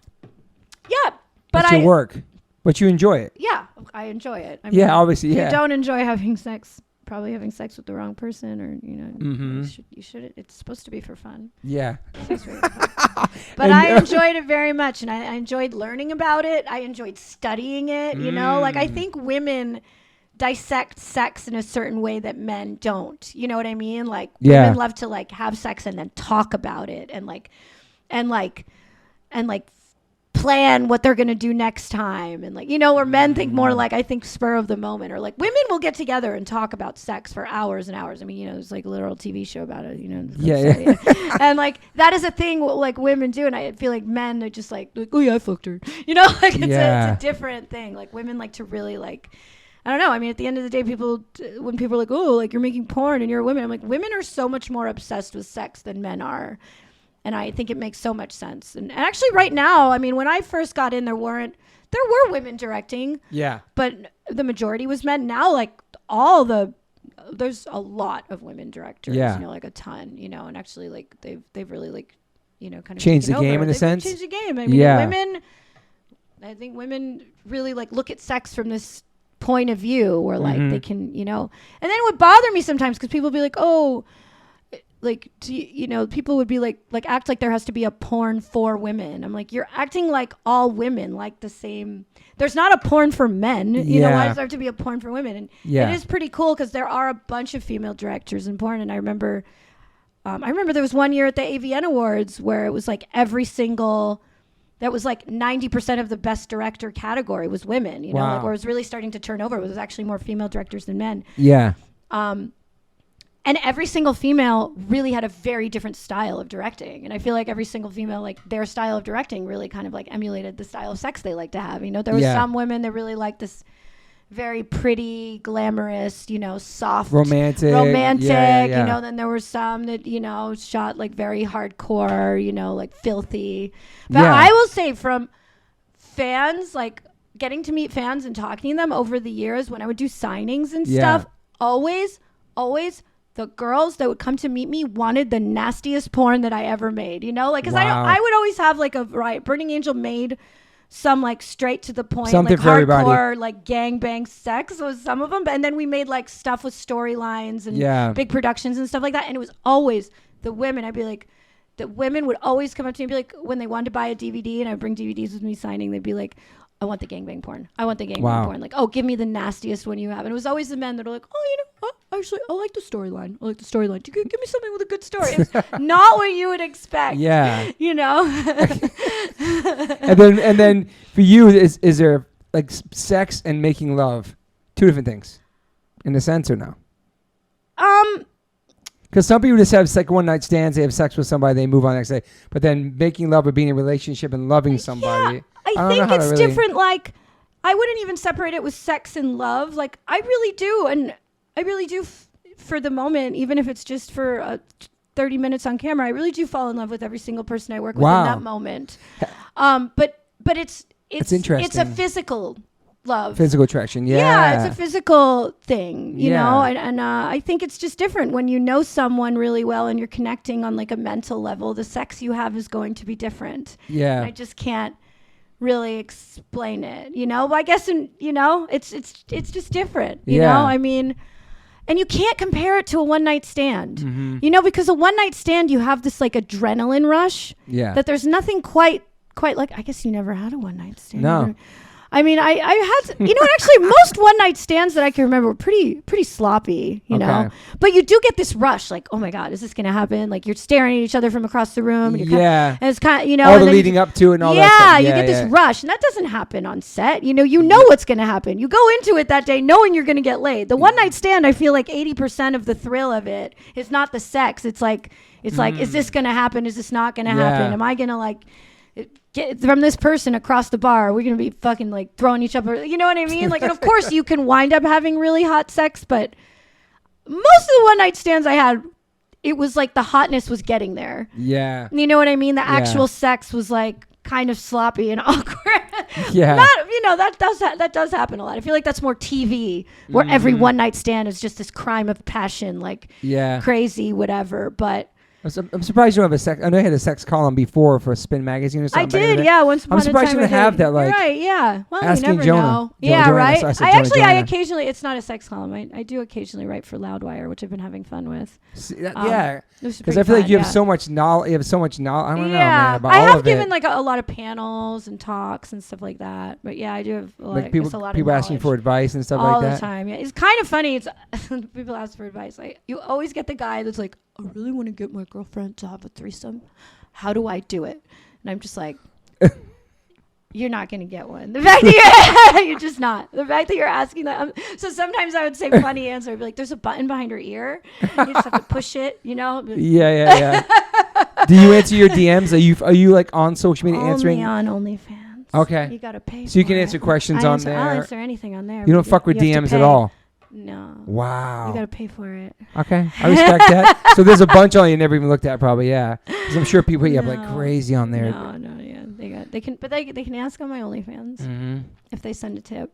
Yeah. Then they get a reply. So OnlyFans is that's just your name on there, right? That's how people find you on there. OnlyFans.com/Joanna Angel. You can always talk to me on there. It's always there. It's such a and that thing really took off in 2020. I felt like it is. It's no joke. Yeah. $100 billion company. Wow, man. Not, collectively, but yeah, I mean, and I know that like there's been so many like I feel like the music industry keeps trying to figure out how they can like an OnlyFans stuff. Yeah, for music, they can't. And they can't do it. They can't figure it out. Wow. There's some musicians who've been on OnlyFans. Oh, been on there? Yeah, I heard there are some there. I heard Tyga's on there. It was like huge. Tyga's on there, yeah. He makes a shitload of money. And somebody else was on there too, like another musician. I saw. So it's a community on there, right? Too, yeah. Well, it's like everybody has their own pages. Yeah. It's like but you can see who's on there. If you're already on there, you can scroll around. And right. Yeah. Well, no. I mean, it's not really set up like that. But you can just go to. Yeah, Tyga's killing it. Oh, he's killing it. Yeah. Wow. Yeah. And then one of my last main questions, not really main, but I already know if you're an optimist or pessimist, but you're so positive. I am positive. You've always been like that. Yeah. But, I'm also a realist at the same time. That's what my wife calls herself. She's a realist. Yeah. I am a realist. Like, I think people ask me, like, secrets to success or this or that. And, like, I never, like, I think it's really important for people in general to have very realistic goals, which maybe sounds like very, like, not Instagram friendly advice. Like it's not something you want to see on a meme, because if you shoot for the stars and you can't get to the stars, you're going to get depressed. Yeah. I feel like I really built Burning Angel by being like, okay, we're down here and we want to get up here. And then we're up here, we can get up here and we can get over here. And like, I always kind of set very realistic goals for myself and the company, and I always reach them. And once I got there, I made a new goal and then a new goal. Awesome, man. And so but that's believing, that's also being positive and believing in yourself. Yeah. But not believing in yourself so much where you think you can go. That's true. You know what I mean? Like it's great to have goals, but sometimes I learned, especially in entertainment, when people are thinking a little too big. Yeah. And then they don't get there, they really get like depressed and you know what I mean? Like I've been very happy at every level of your career. The way, I've been happy. I've enjoyed the journey of getting there. You can't be mad that other people, that's entertainment. You're going to be around people that are doing better than you. Yeah. Much better than you. But you believed in yourself when nobody did. Yeah. I really believed in myself, and I always just I loved the brand so much. I was like, I was just always like, I know this is good. I just have to figure out how to tell everyone about it, and they're going to like it because it's awesome. Yeah. And I really believed in it like so much. And it worked. And you came from the DIY. I came from the DIY. Crazy, man. There's rumors on the internet. We never got an investor ever. When I sold the business, it was just me and Mitch from day one, and we always split it 50-50. Shout out to Mitch. Yeah, shout out to Mitch. Shout out to Mitch, my very best friend. And he helps, he was kind of did all the boring stuff for Burning Angel. So it's like, the unsung hero where you had to do like most of the like books, all the accounting and all the not fun stuff. Yeah. He really like held it down so I could like just move it forward, and he kind of held things down. So he's still very helpful he kind of manages my finances. Oh, that's cool. And he's, still helps out. And we still like, I feel like we still like own, some random things together. Yeah. We have a lot of finances tied up. And your parents were super proud? They are, actually. Yeah, they are. Yeah, I'm sure. I think sometimes there's been times where my dad, like, I don't know, we're like at work or whatever. They'd be like, oh, what are your kids doing? He would be like, I'm Joanna Angel's dad. Wow. Yeah, he's said it before, you know. That is, wow. You know, my dad has stuck up for me. Yeah. My dad has stuck up for me in front of other people. You know, Awesome. My dad has stuck up for me in front of other family members. There were family members of mine that were sure. mad at my dad for not like disowning me. Wow. In the early days, everybody. I'm look, sure. It was shocking to everyone. Yeah. It was shocking to everyone, and they should have been shocked. It would have been weird if the family was yeah, like, yeah. great, you know, like of course they should have been shocked. You know, like they had every reason to be uncomfortable. You know, and other people in the family were like, you're just gonna let your daughter, you know, and then he stuck up for me, you know, and my dad has really been there for me. And I remember it was just a very, you know, a moment when a lot of my friends in the punk scene, and I always considered the punk scene my family, when they were turning their back on me, and my parents, who were supposed to be the lame bad guys, they had my back, and they were not into porn, they were not proud of it, but they were like, loved me. Because, you know, and man, that's amazing. I don't take that for granted. You know, so getting amazing. to know so many people, you know, who have families that didn't love them. Yeah, and you came from a loving, awesome, supporting family. I did, and I'm so grateful for it. You know, it's one of those things when you're like a loving parent. You when you're a kid, you take it for granted. You know, you take it for 100%. Granted. You don't realize it's such a special thing. It's very sad. I mean, as I grew up, so many friends of mine have families that. You know, no we're love not great. Then no love, and that's like, why would you have a child if you know? Yeah, that's so you know. Well, I really appreciate your journey. Is incredible, and like, thank you, Toby. I'm sure it's a little bit different than the other guests you've had on the show. You're my first guest on the board, and I'm honored to have you here. Yeah. But it's great because every one of my guests somehow is connected by this music that we love, that like drew us all together, the outcasts and the weirdos and the misfits, and we're a place we could feel like ourselves, and that's beautiful that you started your company and your whole life from that, you know. It's awesome, you know, like, and here you are in my kitchen. And here I am. It's an incredible journey. I'm just like, you built your own empire the way you wanted to, and that's to me, that's so punk rock. Well, thank you. You know, it's beautiful. So thank you for being here. and now we're part of the Liquid Death team together too. We're part of the Liquid Death team. Yeah, it's so cool. Do you work there full time or are you part time? I guess I'm everything. You're so everything. I'm an ambassador. They give me. I get money from them. They take care of me. They take care of us. You know what I mean? Take care of us. It's our team is just so awesome. Yeah. I guess they do everything. I guess you're kind of like a floater. You're I'm like a can in hand. I get people the stuff in their hand and never ask anybody ever to post. People just post. That's one good thing about Liquid Death is that like. I send people stuff. I'm sure you do too. I never say, please post. No. People always post because they love it and it's so cool looking. And like, I love that about it. You don't have to like keep hitting people up. Hey, did you get that thing I sent you? Or like when we get to tell people like, when they're like, okay, like, what do you want? Like, we don't want to be on your banner. We don't want our logo on your flyer. We don't want shit. We just want the water in people's hands. We want people to go somewhere and be thirsty and drink our water. You know, like that's all we want. And it's so genius, you know, and we have the big company meeting like once a month, the all hands meeting, you know, hearing, you know, because hearing like the progress of the company where you get to like, you know, listen to everyone speak and like we're really watching something really amazing growing fast. It's growing fast. It's so crazy. It's everywhere. It's fucking everywhere. It's everywhere. I love the Super Bowl commercial was incredible. Just the random I love stories. That was such a badass move. It was, I know. And then like just stories of people and their kids on the beach, or like a pregnant lady on the beach drinking Liquid Death and people staring at them. I gave it to, you know, my sister and her kids drink it. You know, she's got 2 babies and they drink it all the time. It's so, there's nothing cuter than babies drinking Liquid Death. Yeah. It just always looks hilarious and adorable. Like it's fucking awesome. I sent them a whole bunch of product and they made like a castle in their living room, and like the kids like climb to the top. It's really funny. Really? Yeah, and they're like, "Mommy, I'm on top of a mountain," and it's really funny. Does your family drink Liquid Death too? Yeah, I sent it. My mom and my dad. My parents did not believe me. You know, like when I first got the job, I was like, "Dad, I have a new job. I work for a water company," and he was like, "What?" I was like, "I swear, I do. That's my job." And he was like, "What are you?" Out of nowhere. You know what I mean? Like completely out of nowhere. He was like, what are you? He did not believe me at all. Like, and then when you see it, like, and then I was like, no, I'll send you guys some. And then once I sent it, he was like, Like, they were so confused. Yeah. But were you drinking it before you started working with them? Yeah, I did. Me too. Look, Me too. I started off as a fan. Me too. I was buying it at Whole Foods. Yep. And then Jen, she had gotten in touch with me because we had some, mutual friends. Yeah. She sent me, product. Now, basically, she was, sending me like what we do. Exactly. Part of my job now. She was sending me free product, and I was like so stoked, and so I would always post about it. Yeah. I wound up getting the job because I was shooting, which wound up being one of my very last big movies. I was directing a very big movie. I wound up winning Movie of the Year. Really? What year? This year. Oh, congratulations. In January What's it called? Yeah.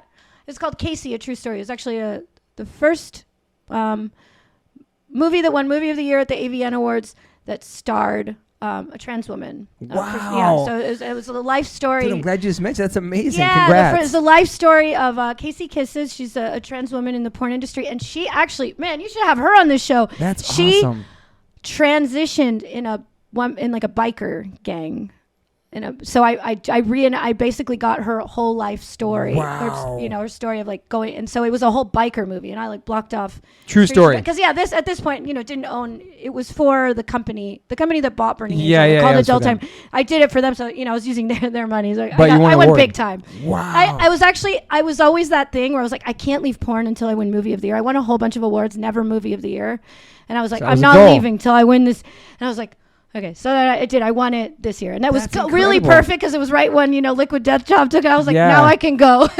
Congratulations, anyway, that's amazing. Yeah, but anyway, kind of funny. So it was a biker movie, and at that point, I was always bringing Liquid Death to set because I was still directing movies. Yeah. I was bringing Liquid Death to set, and then I remember, since this was a biker movie, there's all these scenes in bars, and what I always hated is anytime I would shoot a scene in a bar, I would have like this just like logo-less beers that looked corny, you know what I mean? And so I was like, hey, I asked Jen, because she was my contact at the time, if I could use Liquid Death in the movie, and she's like, I can't like speak for the owner, but I'm sure he'd be cool with it. So she gave me Mike's email. Wow. And she was like, here. And I was like, there is no way he's going to say yes. I'm very used to like the porn industry, like people outside the industry, they look down on us so much, especially this brand that's in Whole Foods. Yeah. Like they're not going to want anything to do with porn. I was so used to that happening. Like people would like want us, but not want us. You want to call out, like brands would want something to do with us, like in secret, but never like. So I asked him, I was like, this guy's never going to write me back, And he wrote me back right away. And he was like, sure, use it in the movie. He's like, as long as it doesn't say like endorsed by or this and that. I'm like, no, it's just going to be like in the background, like kind of like in a scene, So cool. Whatever. And then I actually remember I replied to that email after he said, yeah, no worries. And he even signed the logo release form and whatever, which was unheard of. I had so many people turn me down for stuff like this, like wearing like street brand, like street clothing in movies, like trying to be like, hey, can a girl just wear this in a movie? No, like brands you would think would be so down with this never were. Yeah. Anyway, I remember after that email, I wrote back and I was like, hey, by the way, are you guys hiring? Literally, that's how it happened. That's amazing. Because I was getting to the end of those 2 years where I said I wanted to find something else, and he didn't write back for 3 months.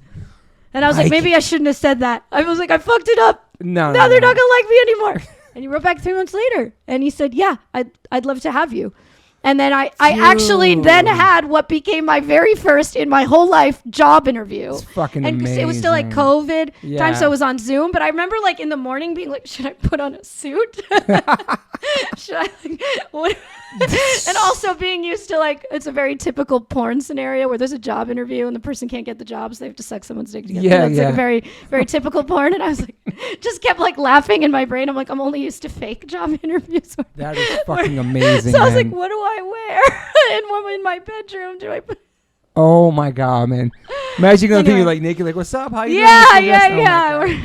So it went good, obviously. That's amazing. Good, yeah. Shout out to Mike Cesario, man. He's a sweetheart, man. So that, and East Coaster. It really came at the perfect time, and I'm just so grateful. But anyway, it's great. Yeah, I know. It's so cool. It's tomorrow cool. we're going to celebrate his 40th birthday. Yes. It's gonna be exciting. Gonna be really exciting. Anyway. Well, I'm gonna make sure I get all my notes covered on. That was fucking amazing. I think you got. No, we covered a lot of shit. Jen here. No, Tim. And what, real quick, what about music? Do you listen to music still, like new punk bands? Yeah, let's see. Or New anything? punk bands. Or I mean, just I still anything? listen to a lot of the same. Okay. A lot of the same shit. Wow. This is the old shit you kind of new listen to? punk band. Newer punk bands. What new punk? What do you bands pay do I like? attention? I mean, I like that band Turnstile. You know, Yeah, you know, let's I go. like They band mention on Turnstile, every podcast. Right? Everyone That's brings so them funny. up. I'm like trying They're to think. I feel like on the spot. Like, No, it's you know, okay. Like what newer punk bands? They're I so listen to. dope, You know, though. I actually, you know, I listen to Rise Against. I guess Cool. they're not even new anymore, but you know. So you still listen to that type of music? I Yeah. love listening to.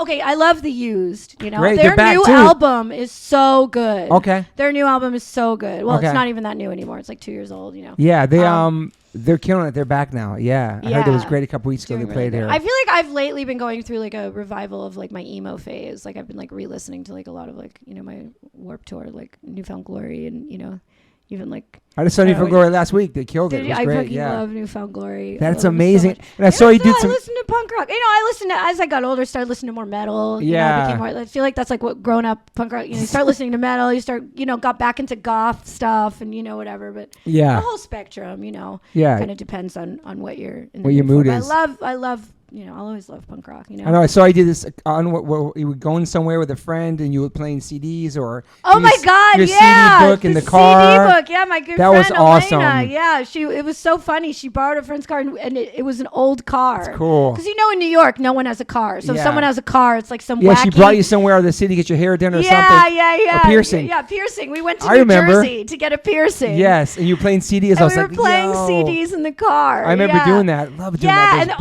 and it was so awesome to just like look through the CD books. What do you think is a good newer punk band? I'm trying to think. I love Turnstile. I like I do Scowl. like Turnstile. You gotta check out Scowl. I don't know who Scowl is. They're really cool. Like, a girl singer named Kat Moss. okay. And they're awesome. They're killing it right now. Okay. I mean, I know there's a lot of newer punk bands that I do listen to, and I can't even think of what they. It's okay. I mean, what you're they not are on the right spot. now. I do this to I'm on everybody. right? You're It's just okay. like, what?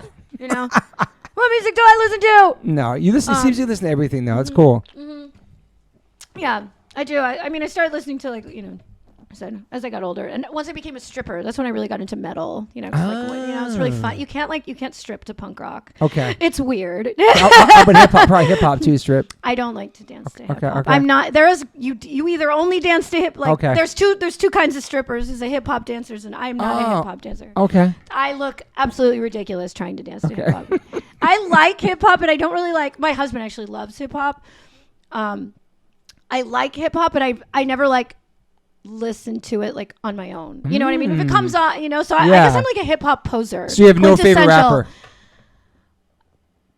I don't really have a favorite rapper. Okay, respect. I guess I don't have a favorite rapper. Yeah. Maybe Ludacris. Wow.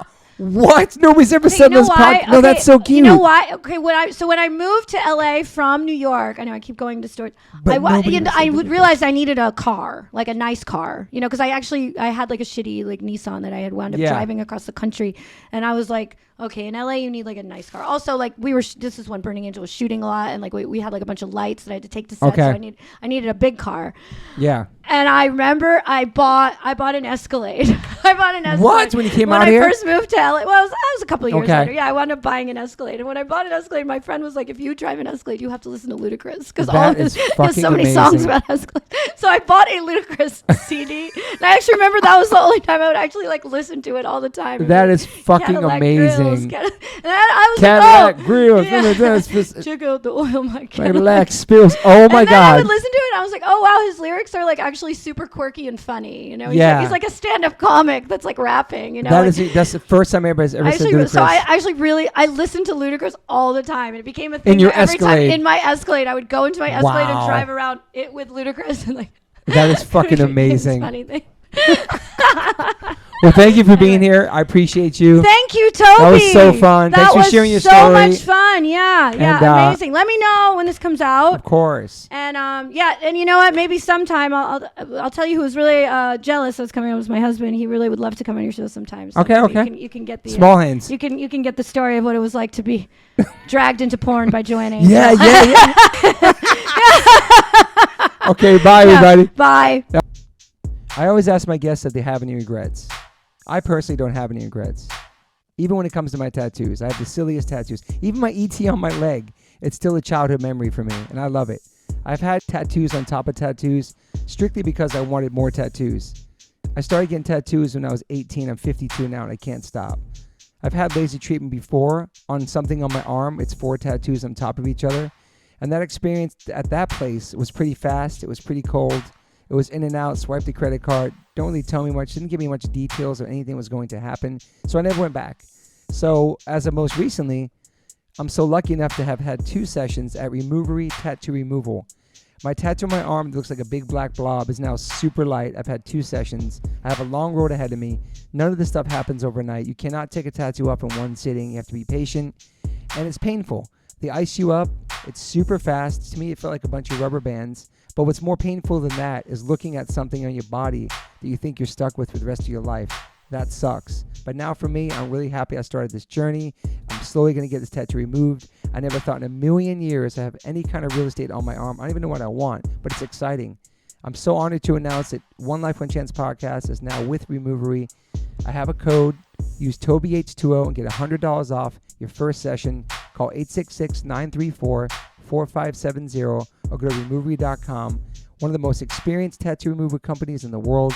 Over 600,000 removal treatments done, 100 locations, US, Canada, and Australia. State-of-the-art Pico-Way laser technology, cryo-technology to reduce any discomfort. This is so exciting for me because all I do in these podcasts is talk about tattoos.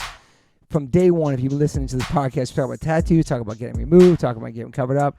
So this is such a perfect fit for me. Once again, go to Removery.com or call 866-934-4570. Use my code TobyH20 and get $100 off. These guys are located everywhere. Try it out. Yo, people always ask me what kind of frames I'm rocking. I've been rocking Caddis for a couple years. They make amazing progressive readers, which I wear. Also, they make sunglass readers, anti-glare, anti-smudge coating, anti-scratch, and anti-aging. That's why I look mad young when I wear them. I'm just kidding. But they make amazing frames. Caddis, so stoked to have you guys part of the podcast. You can go to caddislife.com/Toby10 and get $10 off your first purchase. Stoked. Thank you, Caddis. Welcome to the fam. Yo, Liquid Death, thank you so much for hydrating all my guests, taking care of me and my family and my friends. Love your water, love your brand, love what you stand for, love what you give back to the community.